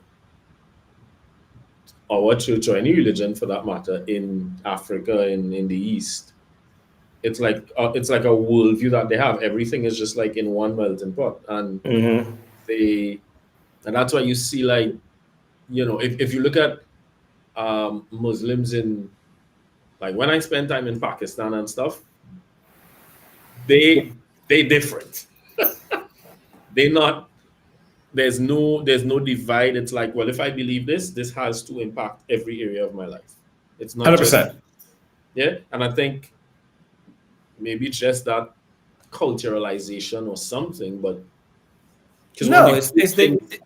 I remember my dad used to tell me like way back in the day when you like if you said, okay, hey, I want to be baptized, the first thing they would ask you, well, what is the fruit of your labor? What has changed for you that demonstrates that you've accepted this new faith? And he gave me the example of this lady who was a house cleaner, and all she could say is, well, before she accepted Jesus, if it was a really long day and it was a really big house, or the last house she was cleaning, she'd sweep things under the rug, and now she doesn't do that anymore.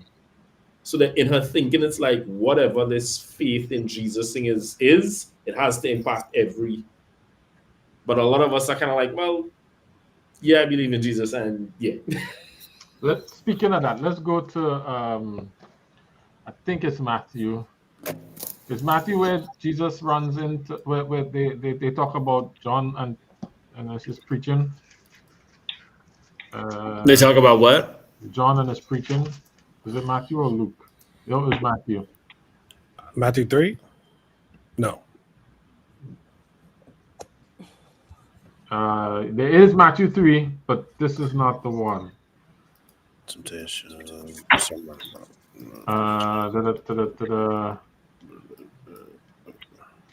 then it might be Luke. Oh, when they were asked, What should John we do? was asking from prison. No, it is Luke. It's Luke chapter 3. Luke 3. So let's go there. This is to Jerry's point. You could need to read from verse 7. All right. Go to 7 to 14. Okay. Oh, let me switch my version.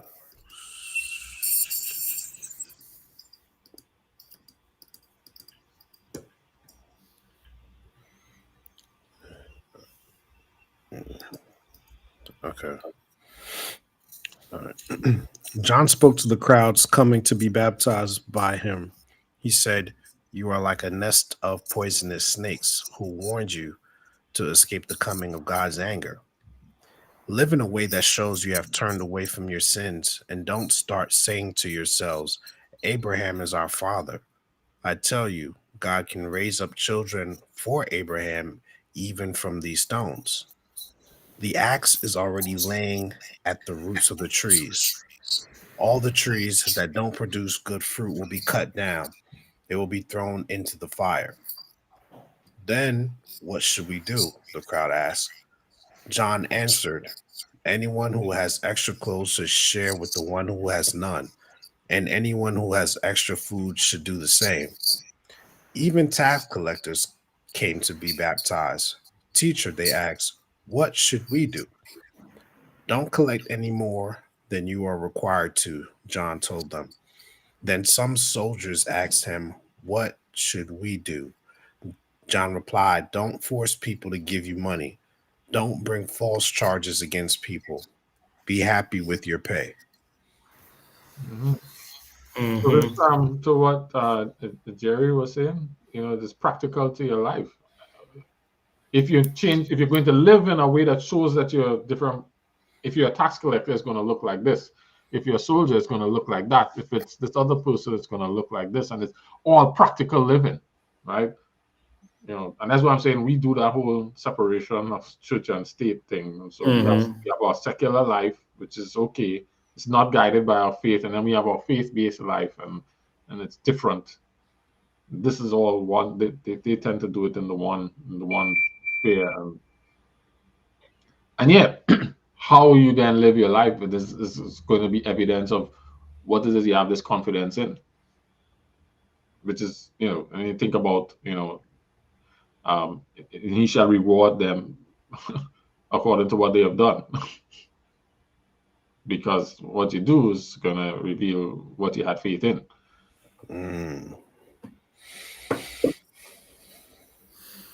Yeah. No, that was a good pull, Jerry. Jer. I think that's what I'm gonna start calling you. Jer. Jeez. What? Jer Bear. Okay, now I'm definitely not doing that one.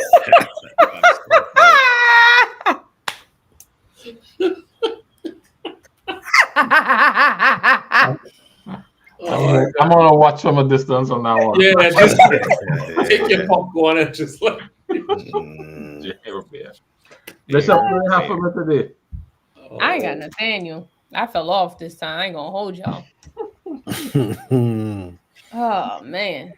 Laurie, how about yourself? I'm just happy to be here. Let's see if I can find it. I think it was something, a reading from the second. It was a simple thought.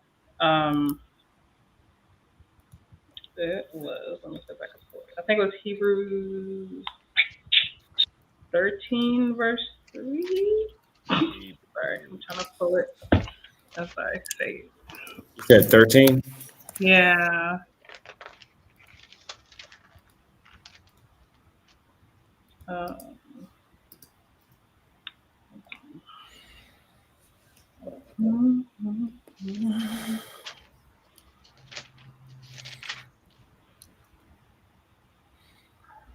Said 13:3. Yeah, I think it was 13:3. Keep on. Keep on remembering those in prison. Dang, keep your life free from the love of money. That's crazy. Do this as if you were together with them in prison, and remember those who are treated badly as if you yourselves were suffering. Yeah. My simple thought was like, do we even put ourselves in a place where we feel what other people are feeling? Heck no. Yeah, I don't. But how you feeling like that's what you said? Heck no. That's why we have so much prejudice. That's why the world is so prejudiced. I mean, prejudice is the evidence of the fact that we don't do that.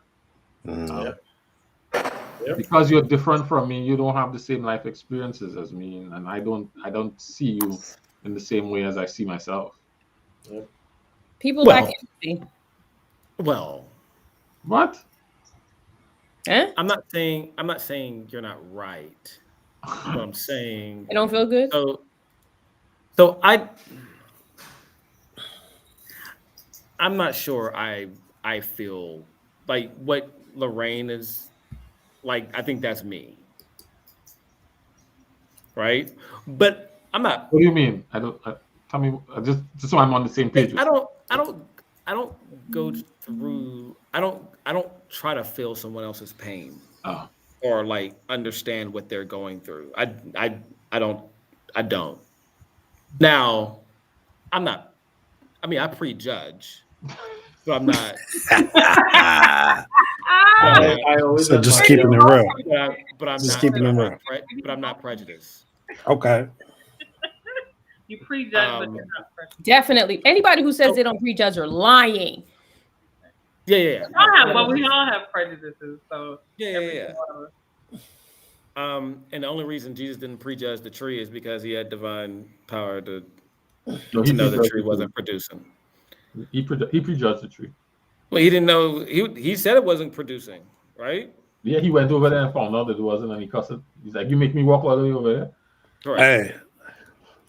So I think he was a carpenter, right? Or a stoneman. He knew the trees, bro. Come on now. What? Yeah. Ain't nobody make no wood out of no big tree. That's not IKEA furniture. Carry on.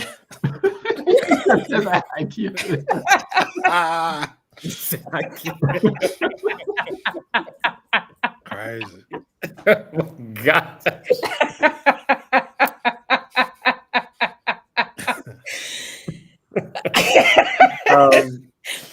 So I'm only pushing back saying I don't know if that's the reason why, because I don't think I'm that way, but I also don't take the time to feel it. Well, I was just saying prejudice is evidence of it. I wasn't saying prejudice is the only reason why. Got you. Okay. Yeah. So, but Lorraine, I don't necessarily do that. Yeah. I will say. Go ahead. Go ahead, Lorraine. No, go ahead. I was gonna say I will say verse 5 didn't rub me the right way. We need to move past that. Oh yeah, let's go to verse 5 just yet. We come into it. Jesus. I want to think that in the one camera that Lorraine was talking about. My version has, and remember those who were treated as badly as if you yourselves were suffering. Mm-hmm. I think that's what we were talking about earlier when we could see ourselves in other people. Mm-hmm. Although we necessarily feel their, I don't know that it's a ask to feel their pain, but what if that was me? Right. Yeah. What if that was me? What would I want? What would I think? What would they are not any different from me. That could easily be me, but by the grace of God, I could be, X. I could be Y. I could be, and I think we don't, because of all of our differences. The differences make it less easy to connect in that kind of way. Is it necessary to connect that way in order to because it starts off by keep on loving each other as brothers and sisters. Don't forget to show hospitality to strangers. So it's within context, right? Do I need to put myself in your shoes in order for me to keep on loving you and showing hospitality to you? No, you don't. But the context in which the situation or cultural context in which all of this is happening is Jews and Gentiles. You don't already have two groups of people. And then within the Jews, you have further subdivisions of people, right? You're from this family and you're from that family. And what that was breeding was not loving each other as brothers and sisters, because you're not my brother because you're a Gentile. I can't relate to you because you don't belong to this group or this sect. I'm not allowed to. And so it's almost like when the Pharisee asks them, so who is my neighbor? And Jesus tells them the story, right? Because he's trying to justify who can I be nice to, right? And Jesus says instead, who should you be a neighbor to, right? Whoever is in need. And if you go back to Galatians, one of the things that Galatians and Colossians speak, and I would even say Romans to an extent, speak to is the breaking down of the divide and seeing us all as one thing. And all common in that one thing. In the kingdom, there's no Jew, there's no Gentile, there's no male, there's no female, there's no slave, there's no free, because those designations create these divisions. And the whole point of the way was to flatten the structure so that we're all the same, and then we treat each other like brothers and sisters as a totality. So I would say it's a key element, one, of the gospel, and two, while it doesn't require me to feel your pain, it requires me to regard you in a certain kind of way. Mm-hmm. So the context is love, right? Not hospitality, correct? I think one begets the other. Yeah, it was. Well, because It's good. well, I'm asking. So I'm asking because like it talks about prison. You're not bringing those people. You know what I'm saying? Like it's more. I guess I'm seeing love regardless of the situation. Right. It's active concern. Right. So there's one thing that came up in my reading this week. It was, oh, hold on. I highlighted it, so give me a second. It was in my other reading. It was in my paper Bible highlights. It's James 1:27. Okay. 127. And I want you to read it, Courtney, in NIRV. Okay. Sorry, you said James what? 1:27. All right. Here are all the beliefs in the way of life that God our Father accepts as pure and without fault. When widows are in trouble, take care of them. Do the same for the children who have no parents, and don't let the world make you impure. All right. Now go to Ezekiel 16:49 and 50. Let's see. Read that in the NIV. NIV. Let me get that again. Ezekiel 16:49 41. and 50.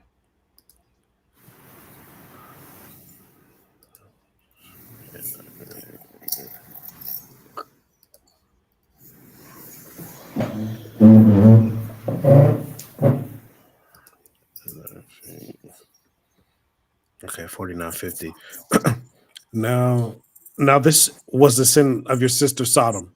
She and her daughters were arrogant, overfed, and unconcerned. They did not help the poor and needy. They were haughty and did detestable things before me. Therefore, I did away with them, as you have seen. Yeah. So people who get relegated to prison become afterthoughts that people are not concerned about. Nobody will be thinking about them. And then I think he made it simpler because he was like, remember all those who are being mistreated. So like that comes on so many levels. Like we don't even, it's like, oh, it's like sympathy. Oh, poor you versus like, I'm here with you in this. Like, I may not be able to feel your pain, but I'm here supporting, whatever it is. And I feel like we don't do that.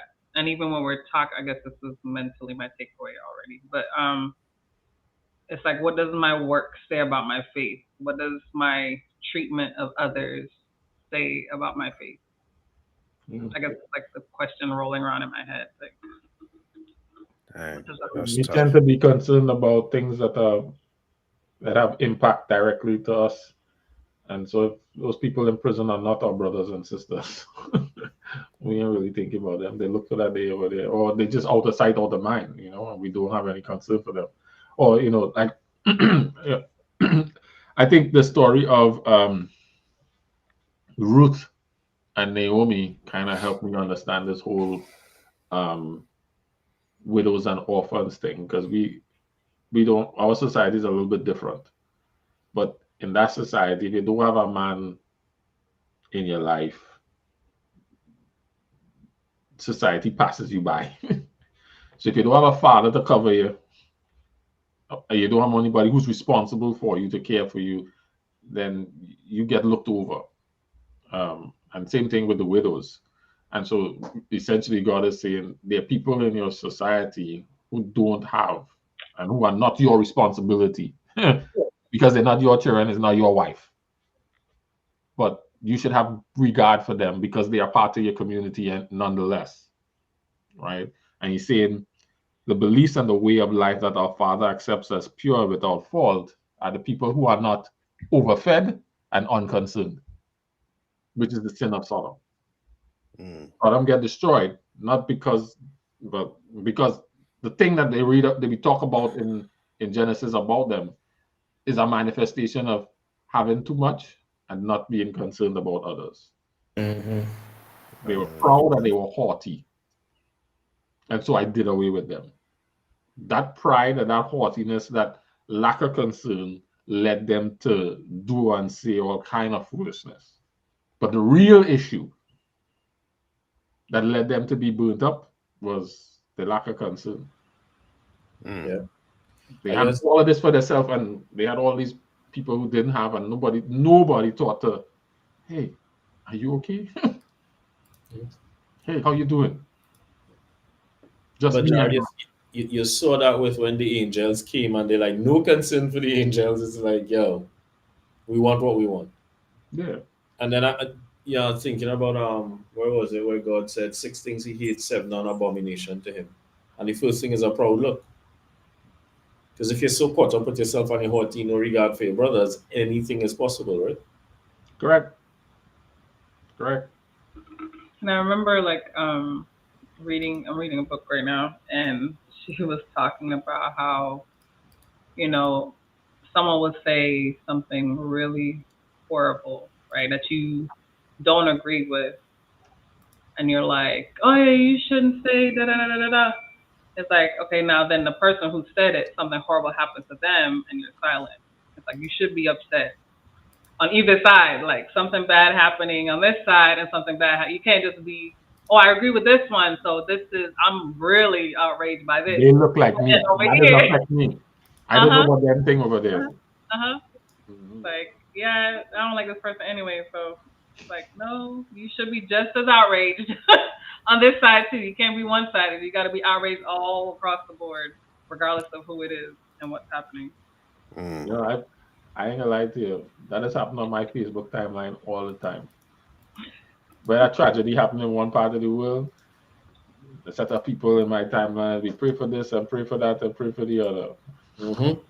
Let something happen like that somewhere else. No concern. Silence. Crickets. We only tend to respond to the ones that look and feel like us, or could be mine, or I have family over there, or friends over there, and that's what this is causing, advising us to manage against, Bless you, my brother. That's like when I look at you'd have a war somewhere and you'd see all these kids who are being targeted, they're victims of it, And again, if it's certain people, the tragedy, the travesty, the da-da-da. And then if it's other people, collateral damage. They just have to be in the way they should. Boys are dirty business. The Lord's vengeance. Yep. They should move. Get out of the way. It's like it goes back to that work. Like, what is your responses or lack of response, or what is your words or lack of like? It all says something. Your silence and your voice, your outrage and your I'll pray for them. Like, okay. I'm stuck. I'm sitting here thinking about this prison example, like, because I won't use this made up scenario, but if someone gets caught stealing somebody car, I'm like, I think I would tend more to be more understanding or empathetic with the persons whose property was taken versus the one that took it. But I guess as we're talking, I'm just feeling challenged to consider the person that took it, or am I interpreting that wrong? Should I be thinking, you know what, they probably was falling on hard times? I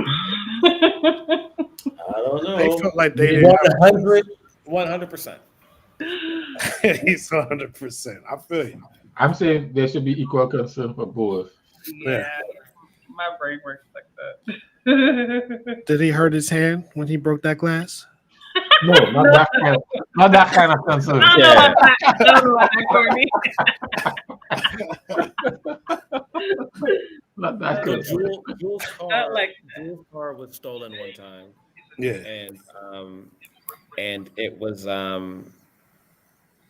probably 2 or 3 days later we found it, and they had filled it up. Oh, with gas? Yeah, they were using it. Like this was they had a car. Oh wow. And I was like, man, I appreciate that. Like I don't we couldn't find them. Mm-hmm. Nor did we want to, because then you gotta arrest them and go through all that. But I was like, these guys needed a car. I'm glad we were able to provide one because we left the key in it. Okay. So yeah. Oh, so you let them borrow it. I got you. Yeah. Let them. Yeah. Community car. And they filled it up. So we were appreciative of it. Is that what you were talking about, Courtney? Like being able to? Yeah, I mean, I guess when they broke the glass, you left it open. No, they didn't break the glass. They just not in your case, but in other cases. Oh, okay. Yeah. Mine was the car was unlocked with the key in it. Yeah. The person who didn't put the key in the car was being selfish and didn't consider the fact that the person would hurt their hand. Got you. I just No, it's hard to do. I try to be very conscious of that kind of stuff though. I try to think about it. Like and because it is important. And people don't value both sides. Nah, we don't value both sides. Like I just watched a video about this one of these school shooters, a kid just I think maybe harmed like 4 people. But when they say in the report, it's like, oh yeah, he was bullied. They used to be bullying him. I'm like, dang. I mean, that's bad. Yeah, you're not accusing it behavior, but I still think it's something. I'm just saying, like my natural, knowing me, my natural thing is be like, nah, that was, you went overboard. And he probably did. Yeah. I mean, I don't and so if they send him to prison, should it be like, all right, come check on them 2 years? Like, all right, I think 100%. That's part of the reason. Many of the institutions are called what's the R word, Kenrick? Rehabilitation. Well, I don't know if they. I think that's the idea and the goal. To do rehabilitation, to try and bring them and put them back in society.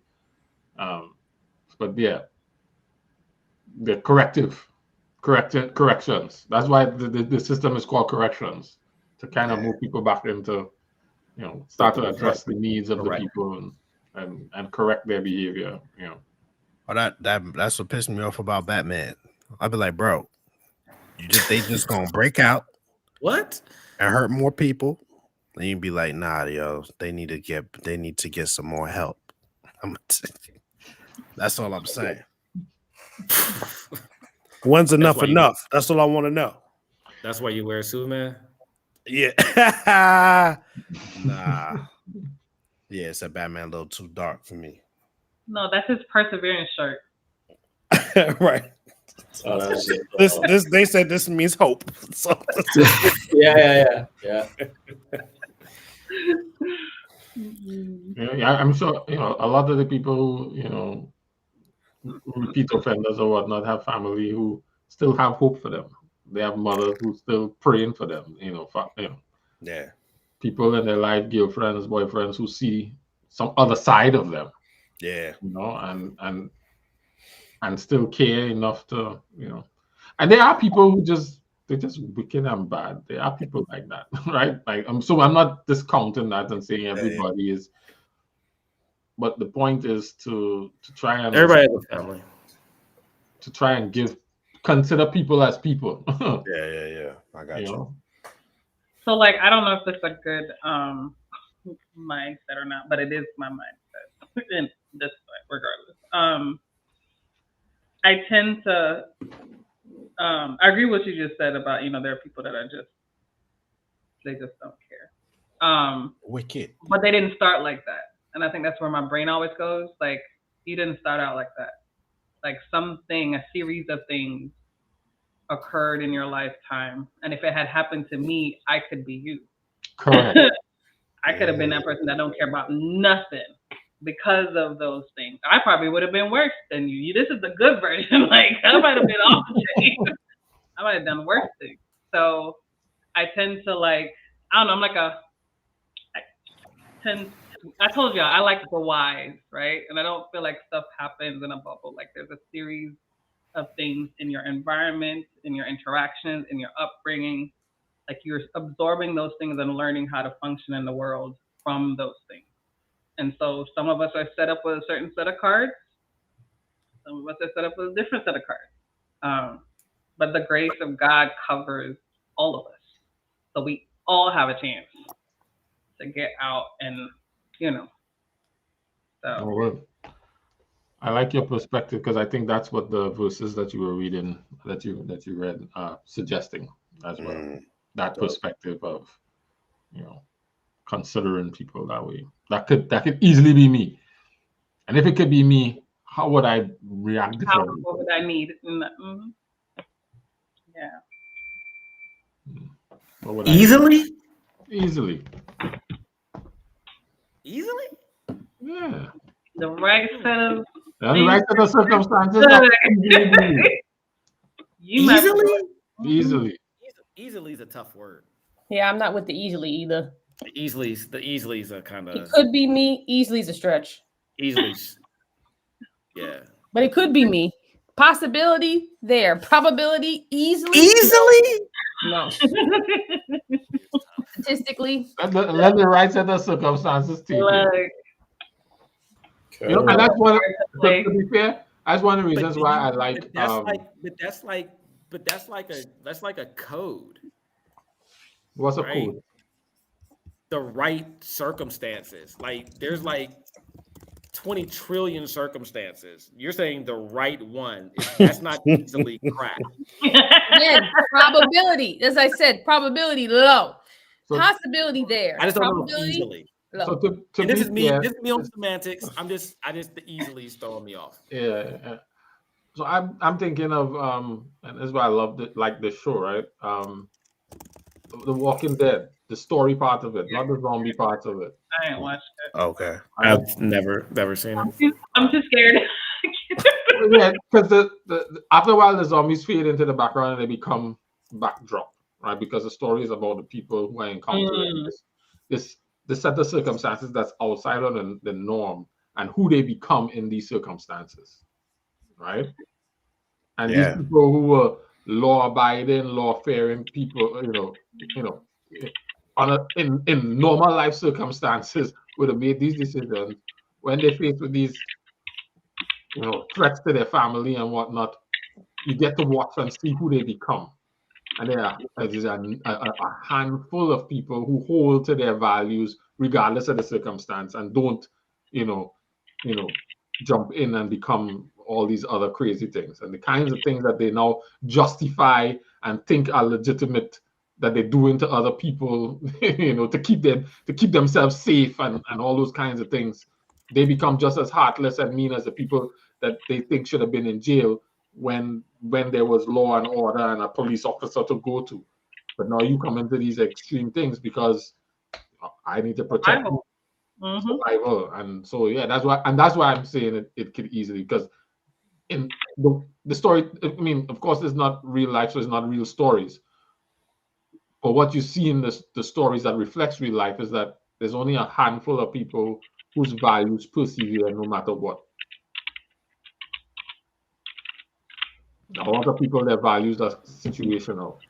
I think you see the Bible play that out, right? Because the way Peter was behaving up until the denial of Christ, cutting off ears, ready to go to war. He's like, knock if you buck. And then right to the circumstance, I don't know the Yeah. Oh, I'm gonna go to die for you. Blah, blah, blah, blah. yeah. Yeah, but that's all the same. This Bama was reformed. Like he wasn't. That's all the same. What do you mean That's it's all the same? That's all the same personality. That's who he was, and he's still like. And I think that's the point, though, Kenrick. But that's not necessarily who you are. And I guess that's Jerry saying it. That's the point of what I'm saying is that who you are, your circumstances don't actually always reveal it, and mask is it. And you don't really see who you are until you bounce up that adversity, and then that thing comes out. Huh?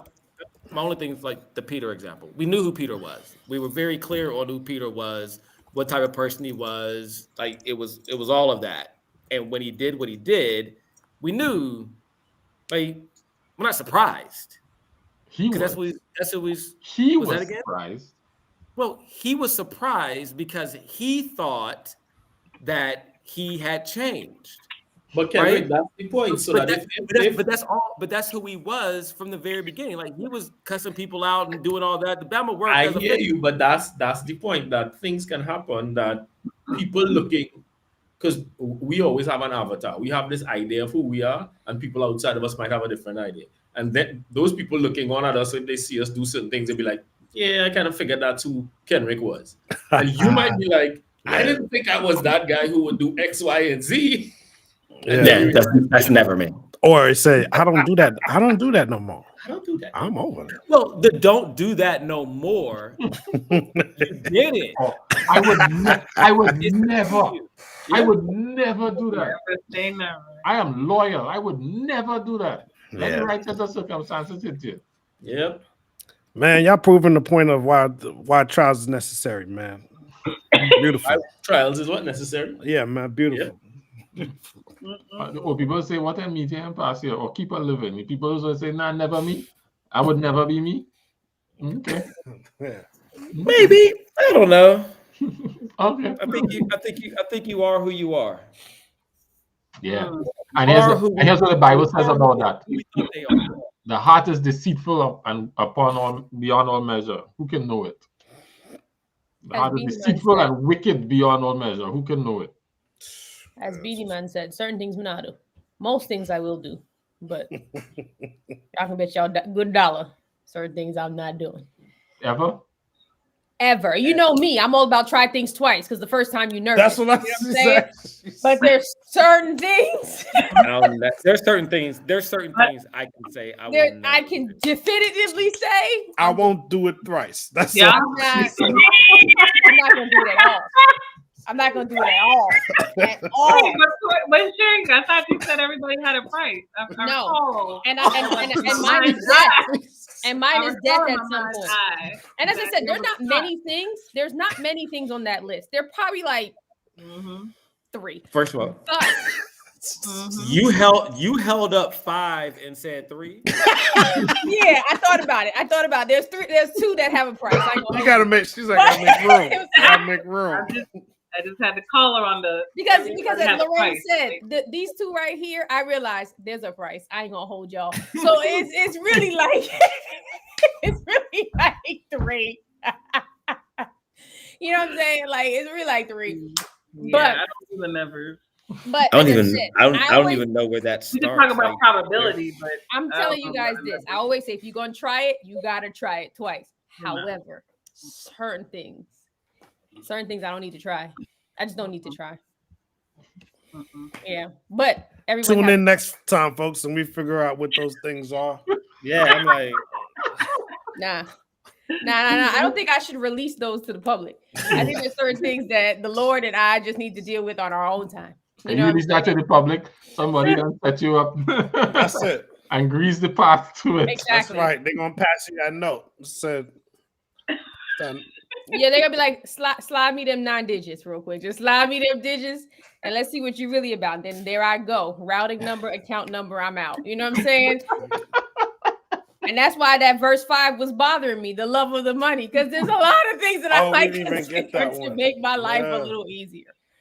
Yeah, we didn't even get to that one. Don't love money, be satisfied with what you have. What a thing. What a thing. And honestly, folks, those who are listening, if you're in your house talking about you ain't got a price, you're lying. I just want you to know that. You just haven't figured that price out yet. Yeah, but no, because you just said you have never. Then there's some things you don't have a price. Notice how I was at 5 and I was like, right, but them 3, if everybody has a price, I'm sure if you process that 3, you know, them 3 still got a price that we can detect. Based on your all jokes aside, I'm at a place in my life where I couldn't in good faith tell somebody I don't believe in God. Like that's one thing I can't be like, yeah, he ain't up there, right? Like that's just a non-negotiable. Like, and so when I'm thinking like serious stuff, like, you know what I'm saying? Like that would just be like, wow, I don't deserve to go in you. But if I were to do something like that, it's like I deserve the wrath of God at that point. I just know better, right? And so that's one of my 3. So I have a quick question. But you know, would you say Job's wife? I mean, we don't know much about her, but would you say she at some point, like just thought? Obviously, we know this is not. We can't support this. But do you feel like she at some point would have been somebody you're saying, man, like she's being Job's wife? Like, do you feel like she would probably just be as maybe close to devoted as he was until all that stuff happened? Anybody that's willing to have 10 kids and then lose them all and then have 10 more is not only that. Devoted. A plan is only a plan until you get punched in the face. Right? A plan is a plan until you get punched in the face. They got punched in the face. She was like, wait a minute. What's going on? But she said, I'm gonna stick beside him. And as Kendrick said, they had 10 more after, you know what I'm saying? They ran it up again. So she was in it. She just and then culturally, I'm not sure there's much she could do. Correct. She'll be one of them. She ain't going nowhere. She ain't going nowhere. She'll be out there. Yeah. I think she was a rider. I ain't gonna hold y'all. She was a nag, based on what we know, but she was a rider. Well, I mean, devoted in her own personal relationship with God. Yeah, maybe remember, not in that moment. Maybe grow afterwards. You know, I don't know. But why would you think? Do you think she was, Lorraine? No, I'm asking because she was saying she would never say that there's no God, or never say, you know, and I'm picturing like situations where people would have said they wouldn't say something like that until you get hit. Because a lot of people, you're pious, I'm not saying you shirk. I'm just saying a lot of people who feel like they're, like, nah, man, like me and God, and then they get hit with the right set of circumstances.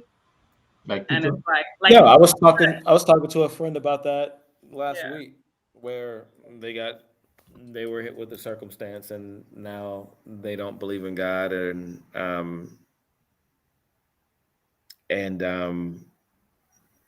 it's like they're in a tough space. So I don't know if they said before that. I don't know if they ever said that. I would never not, but right now they're in a very dark space. What I can say for myself, Lorraine, is I'm quicker to say God has failed me. Mm-hmm. He has turned on me. This man clearly don't think I'm on his team, than to just say you don't exist. And that's a very big distinction for me, right? Because for me, Satan believes in God. That don't mean I'm rocking with you. Mm-hmm. I can't deny that you're here, though. I might be vexed, right? And I've had circumstances where I'm just like, yeah, I don't even know if we're on the same team. I might be making my own team, but by default, you might put me on Satan's team. It is what it is, right? Like, and so that I the last 10, 12 years of my life, I would be untrue to who I am to say that he doesn't exist. I would more say that I don't think he has favor in me or I don't have his favor anymore. Maybe easier to say I don't care for you. or I don't care for you, right? Like I'm really low me on the God business. I don't really wanna, but to say you don't exist, like that's like saying, Which is oh, kind of where Job's wife was, right? It's like, yeah, I don't know if he considers you or he favors you anymore. Maybe you just curse him and Or to put die. you in misery. I mean, the easy way out is to, commit suicide, Yep. At least you And don't have pain anymore. do, yeah. do So we have grace for the people who do? Like, you know what I mean? Like if you've known somebody, for example, once again, we're not in someone's mind, but I'm just saying like you're in a relationship with other people and you've known somebody who has been devoted and they shift and you see that, because I'm thinking back to that, considering other people, right? And you see the major drastic shift. Are we Job's friends or are we His wife? I mean, like, who are we? What are the works that we do for people when they get in those spaces and places? Like, how dare, like, you should know better. Like, is that the. I think generally we're like his friends, right? Where we always think that, if people are going through certain things or they're being penalized, it must have been something they did, blah, blah, blah, blah, blah. Or we grew up in Sabbath school together, so you should know better. You should know that thought process is. Yep. I think for me, I'm like, let them cook because I had to cook, and that I've had to. That's from experience, right? Right, that's experience. Like I had to wrestle with God a couple times and act like I'm not playing on a team, and so I'm not in a place to tell you you should know better. There was times that I should have known better.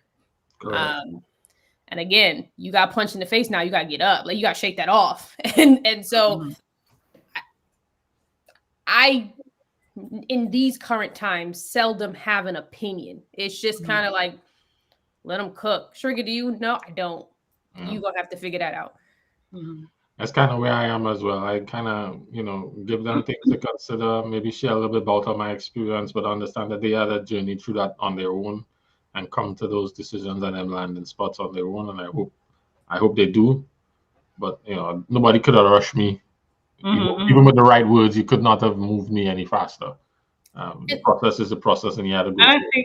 And I think to communicating that you're still there, like you're not abandoning them. Absolutely. You're no longer in, I mean, like no, we're no longer thinking alike. So I'm still here.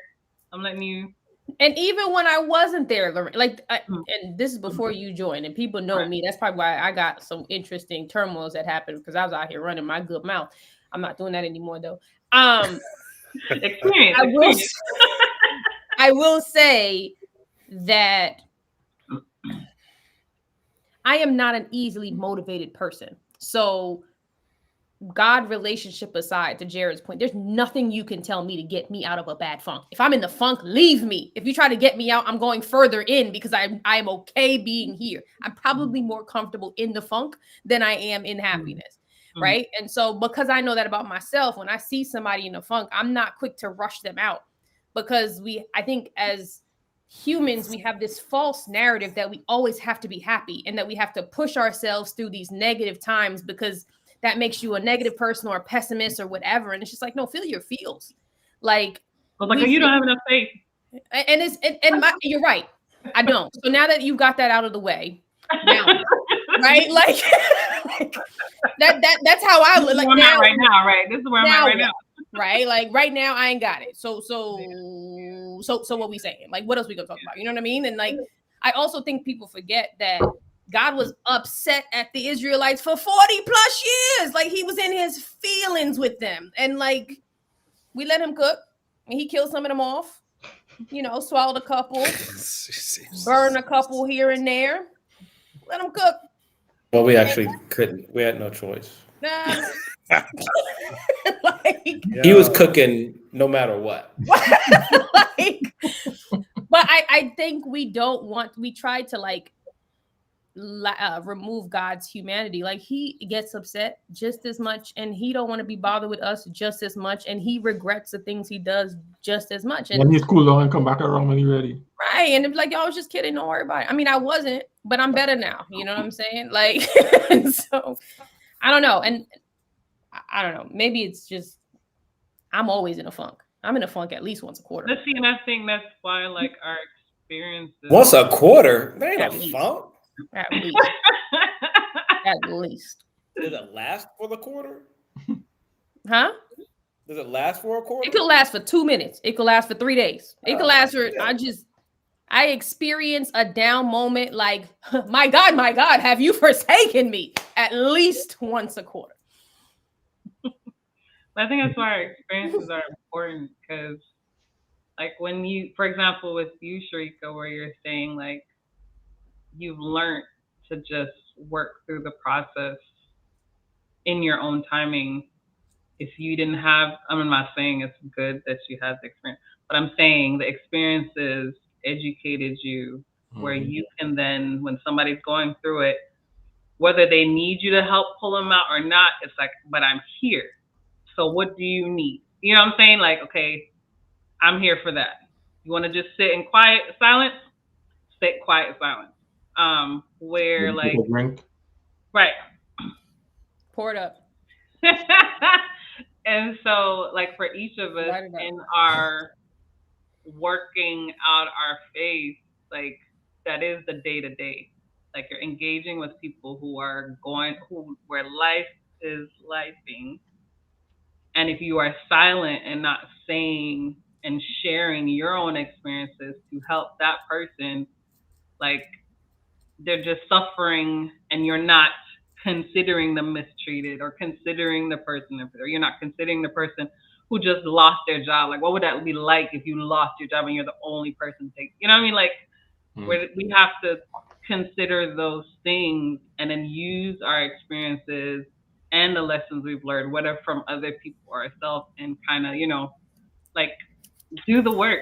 Use it for the kingdom. Let all that you do glorify, like, let all of it work and help other people to persevere on this walk we got and I think that's why it's important for us to have positive and negative testimonies. Like, I think it was a Water for the Thirsty episode where I opened my eyes that testimony is just literally telling your story. The way that I was raised, it was like, it gotta be that God saved my life, and all of a sudden this. It's like, no, it's like, it doesn't have to be an overcome. It has to be this was trash. And I want you to know that we experienced trash. Yep. Right? Like, I'll never forget one of my first interactions with my therapist, and I was talking to her, and she was just like, your life is beep. And she was like, let's just leave that right there. I was like, yes, finally somebody's admitting this is a horrible deck of cards. Like, I felt so liberated, right? Like, because I'm just like, appreciate it. And she's like, I'm not even trying to sugarcoat it. That joint was beep, beep, beep, beep, beep. I'm like, yes, explicit. That's how I feel. More. Bring them. Bringing them. Let us sit there. End of session. Thank you. Right? But I think as Christians, if we spent more time talking about, like, how crazy things are, people would probably be better Christians. Absolutely. Lauren, I'm going to start with you with the takeaways. Because I thought you were heading into that direction with that was my takeaway. Like, it goes back to the question, what does my work say about my faith? And all of Gotcha. All right, Kenrick. I don't know. All right, that's okay. Bishop. I wrote it down earlier. Having 2 masters is really just self-serving. And I may not be one of those masters. You may not be one of, oh, wow. Yeah. Man, she be preaching. Jerry. I think what Sharika said, right, sometimes we just, we run it out. We know what the outcome could be, and it's like, man. And if maybe I'm just thinking, if I acknowledge that and realize that I'll reframing it that way, I'll probably approach it differently, as opposed to, this is not a faith or doubt issue. This might just be a, how did you put it, Sharika? A toxic trait. Yeah. Because then if it's a faith issue, you approach it differently than if it's a toxic trait issue, right? So, Courtney? Oh man, I think it's first. Just think it's dope how everything just tied together that we talked about tonight. So good. I hope that everybody that's watching and will watch will get some great um just content from it, be encouraged by it, and for me, I think just that this whole um this work that God's trying to do in us, this pursuit um of, I guess, this perfection, this wholeness that He's trying to uh do within us. Um Man, uh that's His will. I got to remember that He's doing and allowing whatever it is that needs to come in to let that happen. That's what's going to happen, and it is all to fulfill His good purpose. So I'm just encouraged by that. That no matter how it looks, how it feels, that He has a good purpose for it. Mm-hmm. I think my takeaway was the fully grown, or the wholeness, the completeness, the imagery around that of being fully grown. I've thought about mature, but I fully grown added a whole nother dimension to maturity. And so I'm taking away fully grown, complete in that regard, perfect in that regard. Nothing else to be added. It's like and it ties into Ephesians 4, which is one of my favorite ideas. That the teachers and the leaders and the elders are mending the fence, mending the nets to make them complete, not to make them without flaw, but to make them complete and whole and fully functional. So that imagery was powerful for me. I didn't see anything in the chat, so we're gonna go ahead and pray. Gary, what time is it where you are? 4:30. So let's pray. So that's what Kevin nodding a few times there. Let's believe him. I pray. Father in heaven, thank you for your word. Thank you for your guidance and the wisdom that you gave tonight. May we continue to make this a practical part of our lives, yielding our will to yours, continuing to be an intimate knowledge of your desires, your wishes, your wants for us, and then working in a way that as we grow and learn in this journey and become more mature, we, show others how that they too can get to become part of, can get on the same journey, can be on the same path. Be with everyone who's here. Continue to bless and guide their families and all their endeavors. Is my prayer in Jesus' name. Amen. Amen. All right. We on again in, was that 13 days? 14 days. 14 days. That is the 20th. Yeah, 14 days. And then we're back on our regular schedule, first and third Fridays, without a fifth Friday, creating this big gap. Jared, I'm imagining like the song now, walking out at the end of I'm sorry. Yeah. Sing it for us. Walking out. Oh gosh, on the way. That's a gospel tune too. Didn't they do some kind of, one of the pastors did something like that in one of the churches the other day where they was doing a kind of walk thing and he got a whole lot of flack for it? Yeah. Anyway. All right. It was William Murphy. Yeah. It was William Murphy was doing a kind of walking thing. It wasn't that song, but it was a song similar to that. Anyway, I'll look it up afterwards. Until the next time, guys, drink up. See you again soon. Drink up, fellas. Good night.